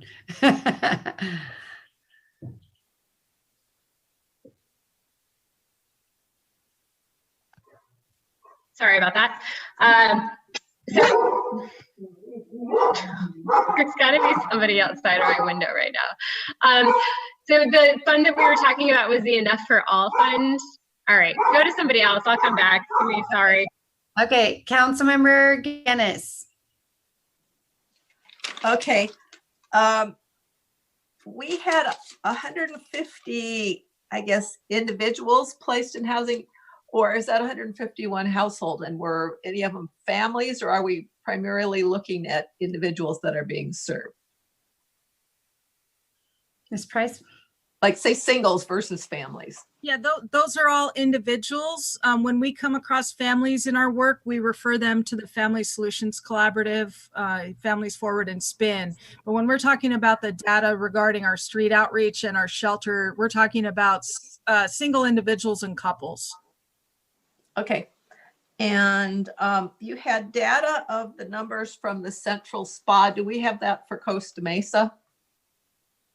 Is the central spa data broken down at all as to how many are from here and from, say, Newport, Huntington, whatever? Oh, as far as, I think we can get that breakdown. I don't have it here tonight, but on the slide where we were talking about the intakes, there was 140 out of 183 that were Costa Mesa specific. That was on the slide, but as far as getting a breakdown, drill down even further than that, Stacy, I don't know, can you, we can provide that at a later point. Okay. And before we had the Catholic workers suit, I think we had more of a focus on looking towards transitional housing or some type of permanent supportive housing. We had money set aside for that type of thing. We were seeking a site. So I know that right now we've been looking at the bridge emergency type shelter, and we've had to focus on that. But where do we sit on any of the other, for example, the transitional or the permanent supportive housing? And that might include Shanna's Mountains as well. Councilmember Guinness, with regards to that question, and of course I wasn't here in the history of that, but I want to speak a little bit to the transitional housing has taken somewhat of a hit and not being funded very well on the federal side. In fact, not funded at all. There's been a movement over the course of the last 6 to 8 years on the federal HUD continuum of care programs to actually incentivize jurisdictions to convert transitional programs to permanent. And so what we're seeing in the movement across the board is a lot of discussion around bridge and interim. Those terms kind of were born out of the fact that transitional was no longer funded. But with regards to permanent supportive housing, certainly that's challenging, as you know, because of the loss of redevelopment in 2009. It's the cities don't have a ton of money to even materialize that. But what's happening now in the regional development of the Housing Trust Fund, we have 22 cities in the county that have signed on to that. The county's putting money into it. What we're going to see coming in future years here is applications to the state to support regional housing trust funds, specifically legislatively getting funds into that, as well as this new implementation of what is SB2. Remember SB2 being, year one was the planning fees for, like the housing element work. Year two was the beginning of cities actually getting a direct allocation that could be used for shelter, navigation, and housing. And so they're small pots of money, but there's been initiative to start to pool some of those resources together, because at this time it's challenging. It's very challenging to fund affordable housing. I know, speaking to you, that's easy to say, right? Yeah. But it's definitely caused a lapse in the development sphere of things. So yeah, it's I think from my history in the county and also being here, I can say that I don't think the county regionally needs too many more shelters. I think that as a region we need to pivot. And obviously the housing element, the RENA numbers, we all need to shift some focus on where people go from the shelter. So thank you for your points. And then finally, enforcement. There was some talk about the enforcement, in fact, a presentation on enforcement in Fairview, Talbot, that area, and a little bit from Mr. Brumbaugh, but I am hearing more complaints about concentrations of homeless in different areas in our commercial strips. And I'm seeing that more as I drive around. And what is the process? Because I've heard from some people, they called the police, someone came quickly, someone was there in 10 minutes, and another 5 minutes, the social worker showed up, and it was a wonderful response. And then other people where they feel like they were blown off pretty much. So do we have a standard response? Does it depend on how busy our public safety people are? So can we get some information on that? Say I call in, I go, there's a homeless guy sitting on the sidewalk in front of my house. He's been there for the past 2 hours. What happens? I'm going to make a general comment about kind of what the position that law enforcement gets placed in frequently. I know that. With calls, right? Yeah. The camping ordinance is, really it's a tool in the toolbox, but it's not a solution for homelessness by any stretch. No. And certainly our law enforcement officers do a really a balancing act of leveraging the resources with the behavior. And as I said earlier, accountability in public spaces. I mean, if we're committing crimes, that's one piece. But being homeless on its own is not itself a crime. But before I turn it over to law enforcement, I think there's a delicate dance there with people that have mental health conditions or addictions issues that really are not interested in any of the resources that we're providing. Exactly. We're spending a lot of energy trying to help people, and we're helping all the people that want and need help. But there is a population, small percentage, that isn't interested in really any of that. I call them pre-contemplative to getting some of the help that they might need. And so they have the right to self-determination. And so with that, it's a delicate dance for law enforcement. But with that, I will turn it over to Captain Bacala to see if he could shed some additional light on his direct experience. Captain? Evening. Ms. Guinness, I'd be hard pressed to find someone that if they had somebody, whether homeless or not, sitting in front of their house for an extended period of time, we wouldn't respond very rapidly to that call. Conversely, right now we're working the bus benches along Newport Boulevard because that has been an attractant lately by our community policing unit.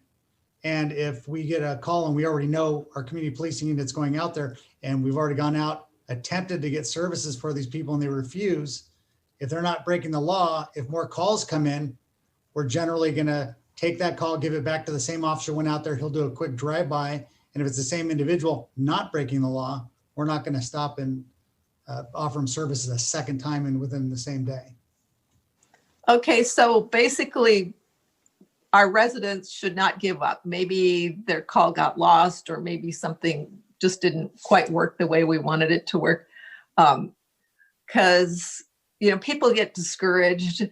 And when we were spending all this money for the shelter and for services and so forth, we do it because it's the right thing to do, but we also do it because then that enables us to enforce some of the laws we have that detract from the quality of life for the rest of the population of the city. And in fact, there were some people who felt like spending money on the homeless was a big waste of money. And when you say, well, if we don't do it, then we can't enforce our rules. And they go, oh, okay. So, so just basically tell the population to keep calling that 754-5252 number.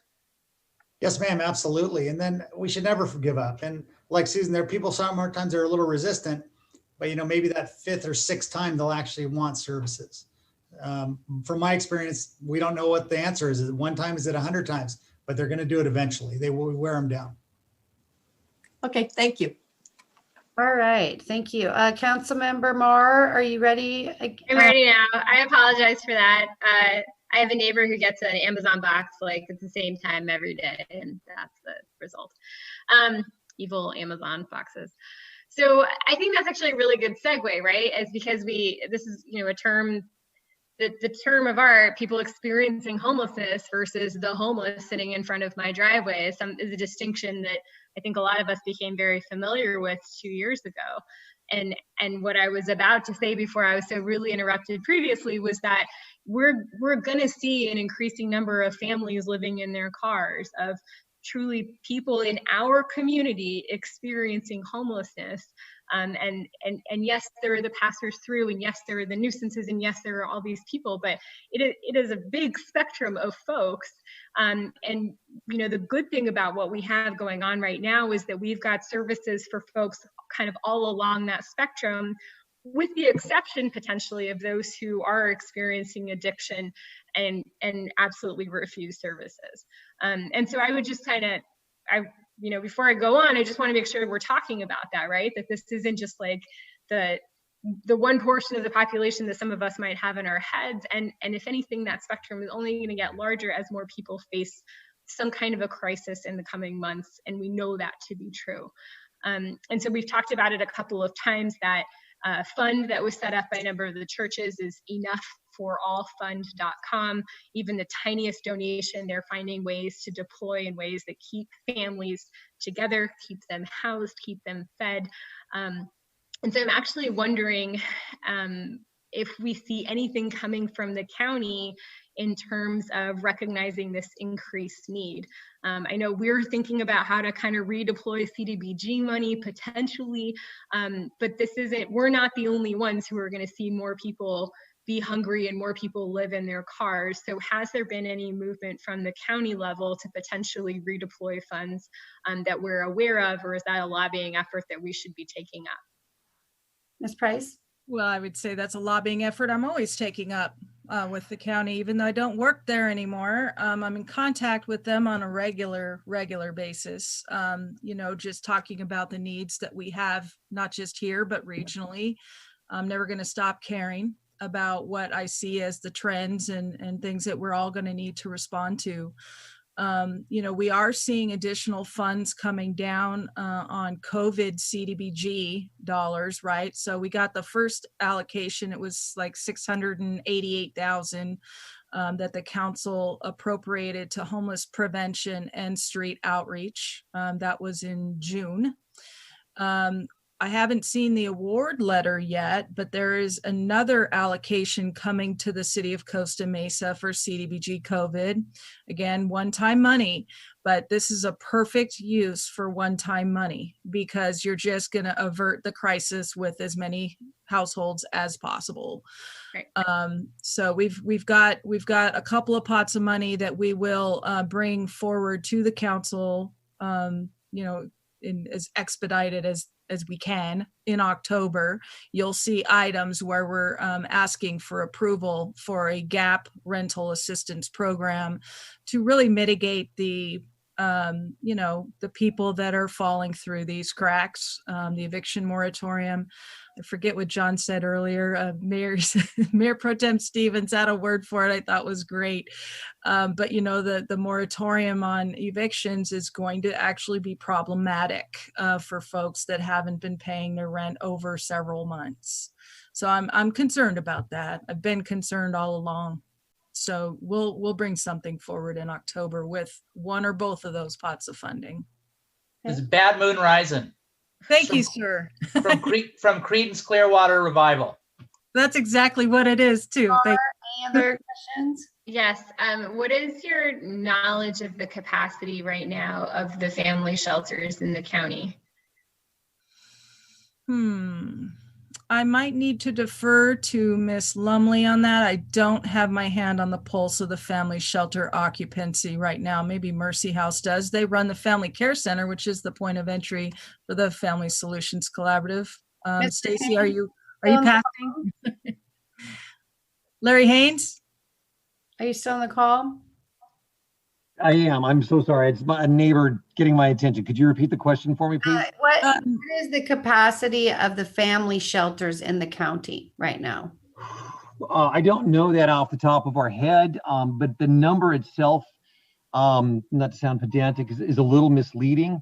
So for example, we have a capacity of roughly 16, 17 families in our family care center in the city of Orange. Well, if you look at the outflows, roughly half of the housing placements for families in the entire county come out of that shelter.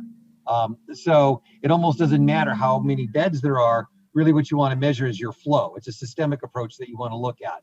I think the question really is to get at, is there capacity to serve families that are going to be in need here in the next couple months? No. And Councilmember Marr is exactly right. Lot of good data from the last year or so with the Costa Mesa shelter and the efforts that Costa Mesa is doing, but there are economically structural problems with our economy that are gonna hit us, and no one is really prepared for it. So when we start seeing plummeting numbers in terms of housing placements percentage-wise and so forth, that is not, I want to make this very clear. I think it's an important point. It's not an indicator that the system that we developed doesn't work. It worked really well. It worked really well for the challenge that we have today. It's not going to necessarily work for the challenge that we have for the next 2 or 3 years. That's why we have to invest in permanent housing solutions. Yeah, and I don't mean to distract from this presentation and from the good work we are doing. I just think it's important that it's a yes and, right? There is a larger conversation. There's more that we're going to need to do. There's more kind of coming at us. And maybe we need to start thinking more creatively, and that includes, you know, everything from inclusionary housing and ways in which we can get people into affordable workforce housing here in the city, to kind of the long-term future of our motels, to sort of how the housing element incorporates equity in such a way that we're ensuring people can stay in the city, people who have roots here, who go to the schools, who serve on the PTA, stay in this community and sort of aren't forced with this exodus of people moving farther and farther inland for affordability. So I think that, you know, this is excellent, but as Larry said very well, like, just when we see more folks on our streets, that doesn't mean our system is failing. That means there's new challenges for us to address. Thank you. Thank you. Okay, Councilmember Reynolds, and then Councilmember Chavez, and then Councilmember Mansour. Yeah, thank you. Beast to stay on this topic a little bit longer. I have housing stability written in big letters with lots of circles around it, and I don't think there's any sort of disagreement that the instability in housing is sort of a wave that's headed our direction. What I'm always curious about is, how do we keep our finger on the pulse of that? From what I hear, a lot of it is sort of anecdotal information, because we're hearing from residents that their rent got increased. We know, a few people in the community, how far they're falling behind. The shelters can give us some data on sort of who's showing up, or our team can, is keeping some track of information on who we're seeing, who's become homeless. But are there ways to know, kind of on a broader level across the city, sort of where we are, to just try to predict, even if we can be a month ahead of sort of what's coming? What data do we have, or what information is there aside from all of this, what feels sort of like piecemeal information, to anticipate what's coming? Who is that question directed? Yeah, I'm contemplating, Councilmember Reynolds. That is a question I often ask myself. But I've known for several weeks that the calls are coming in to SPIN, serving people in need. They are the point of entry here. I also have been in contact with United Way, who has been serving Costa Mesa families on a smaller scale. And what I'm seeing is the scaling up as the time goes longer, right? Started out with $500 gift cards. We're meeting the gap and meeting the need. Now we're talking about 3 months rent not being enough to prevent the housing displacement. And, I would look at ACS for data, and I'm sorry, I don't know what ACS stands for right now, but community survey. Yeah. I look at that, and I look at, the rent burden doubled and tripled up. I mean, these are indicators, because if you're already doubled and tripled up, you're not going to be able to double and triple any further. And then you've also got people that, have lost income. So they're leaving units. And, I've been hearing all kinds of crazy stories about, people turning their unit into an Airbnb just to stay on the lease and pay the rent while they move into somebody else's unit. People are there's a lot of cascading impacts from people just really trying to survive this. But how do you know before it happens is difficult because frequently people don't come in until they're actually in the crisis. And sometimes, like particularly in homeless world, they're 3 deep in the crisis by the time they actually come and ask for help. And it's harder to crawl out of that. And so, maybe with our rollout of a gap rental assistance program, we can try to hit it earlier with some community education about don't wait until you're being evicted. We gotta connect earlier. And is there a way to, I know that we are tracking the WARN Act notices, and I had asked that as part of the tracking of the WARN Act notices that we also track and we ask, and I think we've received a good deal of numbers of how many are Costa Mesa residents. And just for those who don't know, the WARN Act notices are the layoff notices for businesses in Costa Mesa. And so we've been tracking that. We should have some good data on how many are Costa Mesa residents. I mean, that's one way to collect some data. And then what I had talked to Mr. Locke about is whether we can then go back, and I think it's, I'm waiting for a response on that, but we can go back and ask those same employers, have you returned any of these individuals who are Costa Mesa residents back to work? So we could kind of collect the data there. And then is there a way for us to maybe poll through, the apartment association or through some of these different groups that are working with our multifamily housing groups to poll how many units are vacant right now? How many people moved out in the last 6 months? I know just anecdotally about that kind of information. For example, off of Adams at one of the apartment complexes, there 44 units are vacant. I know that. So if there's a way, I don't know if this is getting to what Councilmember Reynolds is trying to address, and if there's a way for us to kind of culminate and gather all of these different data pieces together, we might be able to see where we have some problems and at least, try to address them. I don't know, Councilmember Reynolds, is that what you were trying to get at? Yeah, I guess so. I'm interested in learning more about what data already exists. And I do think, while sometimes information is really important to collect. Sometimes it doesn't really matter. If we did everything we possibly could in terms of investing in permanent housing solutions, it's not going to be enough, right? So we just need to go full bore on that anyways. But I do worry that we're maybe even understanding that urgency, understating the instability that exists now. We've talked a bit about the Enough for All fund, and I'm was remembering that this $700,000 or $800,000 they've raised. My understanding is that's the amount that they've collected to respond to the need collected in the first 2 months of COVID. They stopped taking applications months ago. So that $800,000 is way shy of the support that our community members need. And I do think that some information on,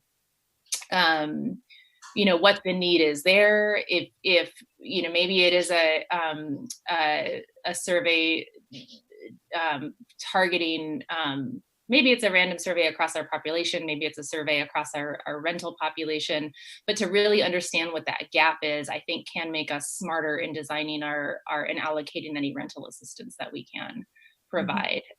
So if there's any existing data, that'd be great to be aware of. I think it sounds like there's a number of existing data streams that it might make sense to pull together. And I think there's long-term value in looking at sort of a regular population survey to really understand what that community need is, so we can be as smart and efficient as possible in serving that need. And that might include, taking us way off track here, we can follow up on this, but that might include, other, we talked about the food assistant, right? So in addition to providing sort of helping with rental assistance, if there's any other costs that we can offset through other available resources, we can also be very strategic about that. So yes, lots to celebrate on the homeless front, but I'm frankly glad that we're all very focused on what is the because sort of continuing and then coming urgent issue. So let me just pick my head up out of that and just say thank you for all of the work on the homelessness front. Really proud of the collaboration, both within the city, across our departments, with our community, and all of the teams that have brought volunteers. Thank you, Trellis. Thank you, Mercy House. Thank you, Phil, and your church, and all of the other volunteers. And I want to also just acknowledge the residents in the area of the Lighthouse Church. It feels like years and years and years ago now, but it was a very scary, I think, thing for our community to embrace. And we worked really hard in responding to the need of residents who were going to be directly impacted by us opening a shelter in their community. And we worked with them and shaped our plan to address a lot of those concerns, I think, in really good ways. And I want to thank the community members who trusted us and supported us through that process. I think the night we took the vote for the temporary shelter was one of my most proud nights as a council member, not only because of our unanimous vote, but because of the community support that we had from the residents of Costa Mesa. And because of that, it's very, very, very, very important that the transition plan also continues to engage them, because we need to make sure that we maintain that trust. So I was glad to hear you, Ms. Price, talk about that transition plan and engaging our community in that process as well. A quick question on that. I do appreciate Councilmember Guinness's comments around the really continuing to communicate with our residents and business owners about what to do when they see people in need, or what to do when they see a bunch of items stored or evidence of an encampment, and what to expect. Because I do hear too people sort of stopping, not making those calls anymore because they don't, what they expect to happen may not be what happens, right? And so I think we can bridge that gap by continuing to communicate what will happen. I think, is it Lieutenant now, Bacala? I'm sorry. Captain Bacala, thank you. What Captain Bacala, I think, described makes a lot of sense, right? And if we can communicate that to our residents as well, I think we can continue to encourage them to make those calls and expect a quick response in certain situations, and expect to, understand that there will be delays for good reason in other situations. So I think that communication's really important. And I know we've got lots of volunteers that continue to help with that effort. And then just a last quick question on the fires. So Canyon Park, Talbot Park, Fairview Park, as we all know, very special parks in terms of the habitat there. I've learned actually from one of our residents who is on the Fairview Park Committee, who is a wildland resource manager. He actually works, I think, with the Orange County Fire Department, and he's taught me a lot about managing fires while protecting habitat. And I wanted to know if we had those plans in place, if our fire teams have had that training. That may be a Cynthia question, or is that for John Neal? Can you answer that?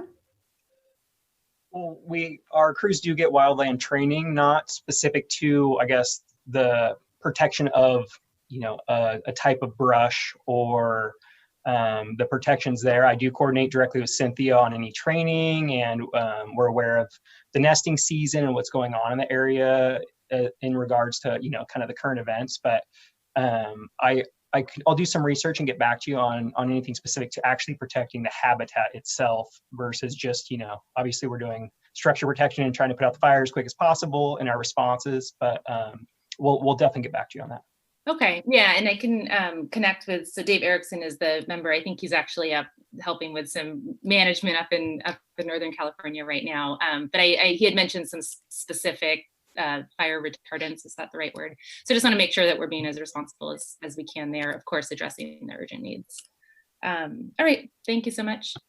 Oh, I'm sorry, I want to do one more. Just a shout out to the resident and business representatives who do serve on our shelter advisory committee. As Ms. Price described, that committee has been meeting for over a year.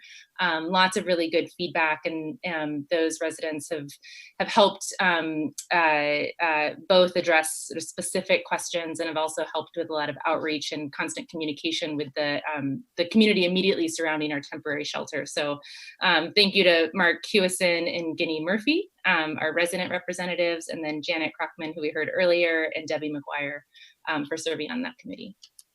Thank you. Okay, thank you, Councilmember Chavez, and then Councilmember Mansour.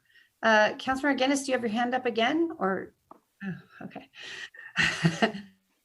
Other community meeting, that's why I'm asking. Okay, Councilmember Chavez.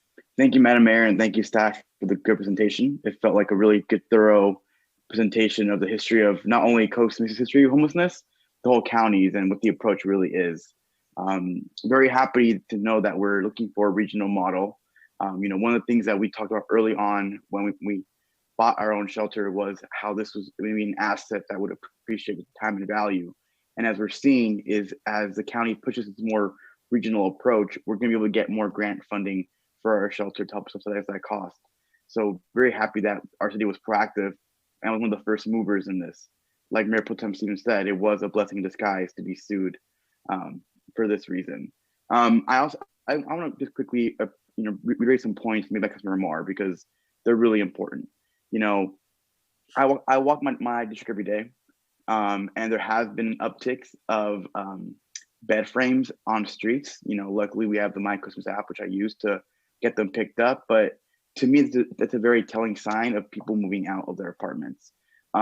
We are going to be facing a crisis in a few months once the eviction moratorium ends for the state of California.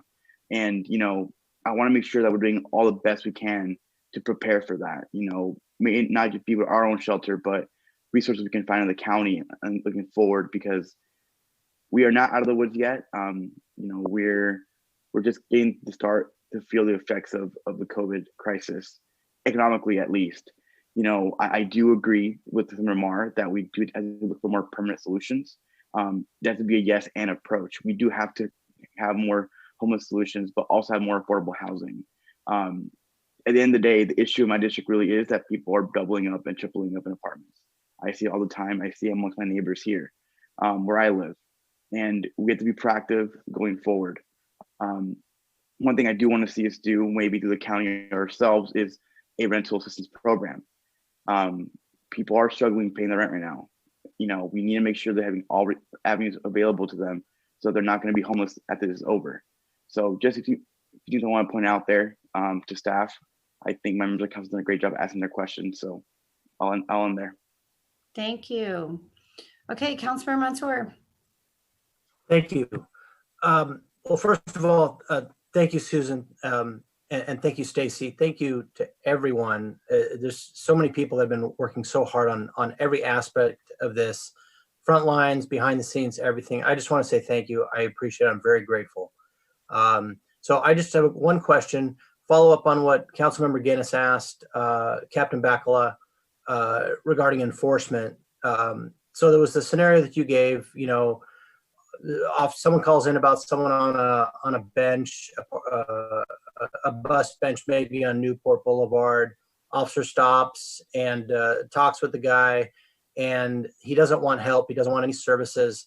And basically, any of us can go sit on a bus bench. You can't really do anything about that. So if the guy doesn't leave and the officer comes back again, he already knows there's nothing he could do. But I want to offer a different scenario, because I think what my perception, or maybe perception of other council members, and maybe perceptions of members of the public, were that hey, if we get a homeless shelter, we're going to be able to enforce our no camping, no loitering ordinances. And people have a different perception of what that means, that if we get a shelter, we're not going to see any more homeless people on the street, or we're going to see much lower numbers. And now maybe because of COVID, the numbers have gone up, but the perception is still there that we're going to have, that the problem is pretty much going to be gone. Whether that's right or wrong perception, I think that's kind of what's there. So a situation maybe where someone is camping either on Victoria, they're definitely laying down and sleeping, they have all their stuff, or they're in Fairview Park, they've got a little homestead set up, for lack of a better word. They're definitely camping. So we respond, we talk to the people, and they refuse services. What's going to happen in that situation? Okay, please leave, go your own way, or you know, or we're gonna you know, take action. Is he going to be taken into our city holding facility? Is he going to be taken to the county jail facility? Are they even accepting that type of situation in the county facility? So what's going to happen with that individual? Is he going to be arrested since he doesn't want services and he was definitely camping, or what are we going to do in that situation? Sir, we've taken as I said, of the Hold on, Captain Bacala. I think that the city attorney wanted to say something. So sorry. Yes, please. Barlow. Yes, thank you, Madam Mayor, members of the council. The answer to the question will depend. We have cleared out encampments in Fairview Park with the blessing of Judge Carter. And he has made it clear that once we have cleared someone out, if they come back, we don't have to sit around and give them 48 hours notice. They have already been put on notice that they cannot camp in Fairview Park. So when we are dealing with someone who has already been moved, already been notified that is not permissible, if we were in a position to arrest them, we could. Typically, though, it's a misdemeanor to camp in Fairview and in other public places like that. Since the emergency, we are seeing, even if we arrest someone for a misdemeanor, we're seeing them be released almost immediately, if not immediately. So our officers in that situation would probably re-engage with services, attempted services. We would take steps to protect the habitat at Fairview Park. That person would be cited, and of course they would check to see if there were any warrants, etc. on the individual, because unfortunately that does seem to be common with the folks who are resistant to services. And then we would do our best to continue to engage with that person. But unfortunately, in the circumstances that we're dealing with right now, while we can clear them out,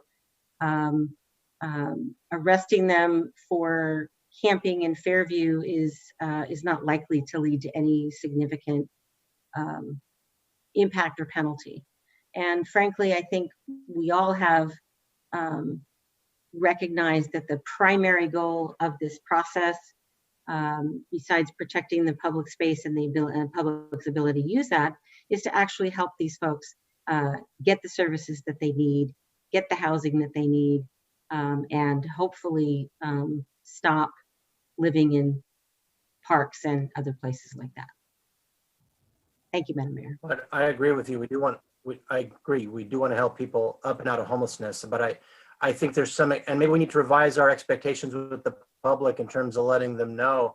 I just think there's some expectation that we are going to reduce the population. The ones that we talk about helping up and out, those are generally the ones that want help, but the ones that don't, it's really hard to offer the public then a more permanent or long-term solution. I don't know that we can accurately say then anymore that, hey, if we have a homeless shelter, that the service resistant population really is going to be, addressed. I don't know that there is a tangible way to address it if someone truly doesn't want help. And I'll let if Captain Bacala has a comment, that's fine. Yeah. But my only comment then is that I just want to be upfront with the public about what we can really expect as a result due to having a homeless shelter, even a transition shelter. Only a certain amount are going to want to go to permanent housing, and it's great. I'm all for that. Let's help the ones that want to be helped, but the ones that don't want help, it seems to me it's going to be very difficult to really change the visual impact, so to speak, of what people see on our streets. Okay, Captain. Yeah, if I could, Madam Mayor, I just want to add one comment. I think Captain Bacala already spoke a little bit to this, that the frequency of contact with someone who may be resistant will help in reducing that resistance. We have seen that over time. It doesn't always work, and sometimes it takes longer than other times. But we certainly. I would ask that we try to make that known to the public, that it could be a very time-consuming process, and I know we do. I just sense a lot of frustration, and I apologize. Didn't mean to interrupt you, Ms. Barlow. That's okay. Yes, I think it's frustrating to all of us. It's frustrating to staff. I know it's frustrating to the folks who are trying to maintain the habitat and protected areas within Fairview Park. I know it's frustrating to the community and the citizens. I think it's frustrating to staff as well. But I know that Ms. Lumley and Ms. Price and the other staff who have worked for a long time with this population understands that it sometimes takes a long time to get somebody to accept services.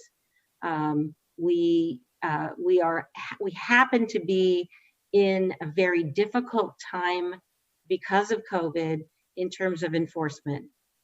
We would be able to be more proactive with enforcement if it weren't for that. If the jails and so on were really accepting and holding people, they're really not. And I think that Captain Bacala would probably tell you that we've seen an influx. I don't know how big, but we know that we have seen some folks who have been recently released early from prison or in other aspects that may have added to this particular problem right now. So it's a difficult time, and I certainly think the public needs to understand that we are facing a couple of hurdles right now that we hope will eventually recede, and that we will be able to move forward with the continued efforts of Ms. Lumley and her team to address this population. Okay, Captain Bacala, did you have anything else you wanted to add, or did it get covered? I think it was covered, ma'am. Thank you. Okay, thank you. Yeah. Okay. I just want to say thank you, Ms. Barlow. I appreciate the more in-depth explanation. I know we do say that to the public, and I know I guess I'm frustrated like everybody else, but I understand what you said, and I don't disagree with you. So thank you. Okay, Councilmember Guinness. I was reminded by council members Mar reference to the Amazon person next door, that under Amazon Smile, you can contribute a small amount of each purchase to certain charitable things. And actually many local groups are on the Amazon Smile program. Trellis is on Amazon Smile, Fresh Beginnings is on Amazon Smile. And so it doesn't cost you anything, but when you order a package, Amazon they do charitable work, and you can designate. So I would encourage people who haven't joined Amazon Smile to go ahead and do that. And if you're giving to a national organization, that's a lovely thing, and it's probably a good cause, but possibly look at one of our local groups as well. And then I do think we probably need to be more frank with the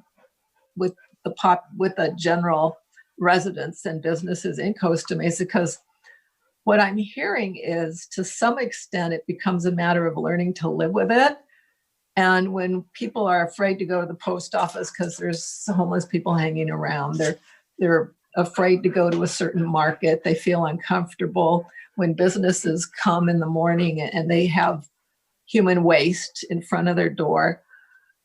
I don't think it's really acceptable to tell them to learn to live with it. I know we're limited in what we can do, but I certainly hope that well, number one, I think we all hope that the COVID situation will be reduced, but we really, there's got to be something better. Even if it's just catch and release, at least do the catch part. I don't know. But that's it. Thank you. Okay, thank you.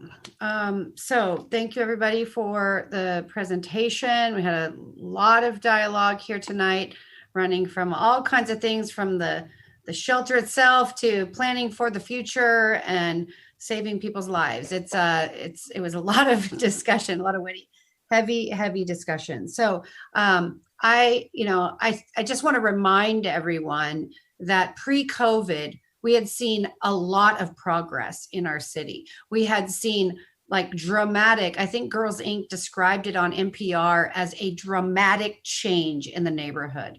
And so I don't think that, I didn't hear anybody here say, we're just gonna have to learn to live with it. I didn't hear that at all.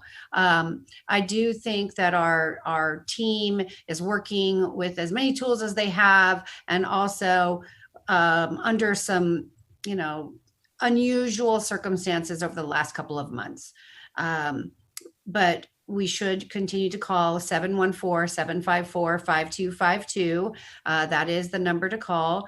And it is, I think, important for us to continue to try to move towards what we had before COVID as soon as we possibly can, because that was really, we had made such amazing progress, and we slid back a little bit during this crisis. And I hope that we can, I know we can recover. I do appreciate Ms. Crockman's comments, and I think we should address those. And I know I call the number all the time. Everyone's sick of hearing me call, but I'm going to keep calling, because I feel like that's our job. Our job is to make sure that we give extra eyes in the city when we're traveling about, so that we can address these issues for our residents, because not everybody knows who to call. And we could tell everybody 1,000 times on these calls what number to call, and I guarantee you the majority of people do not know what number to call.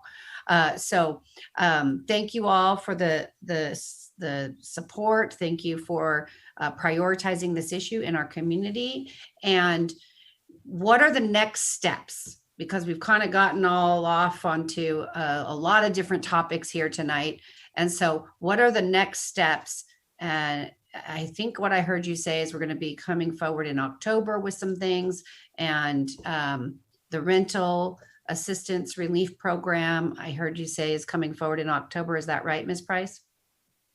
That is correct, Mayor and council members. The next steps for us is really the focus of the dialogue we've had here today on the gap rental assistance, trying to respond with the safety net there. Also looking at the data that we are tracking for our street population. As we know, we've seen an increase.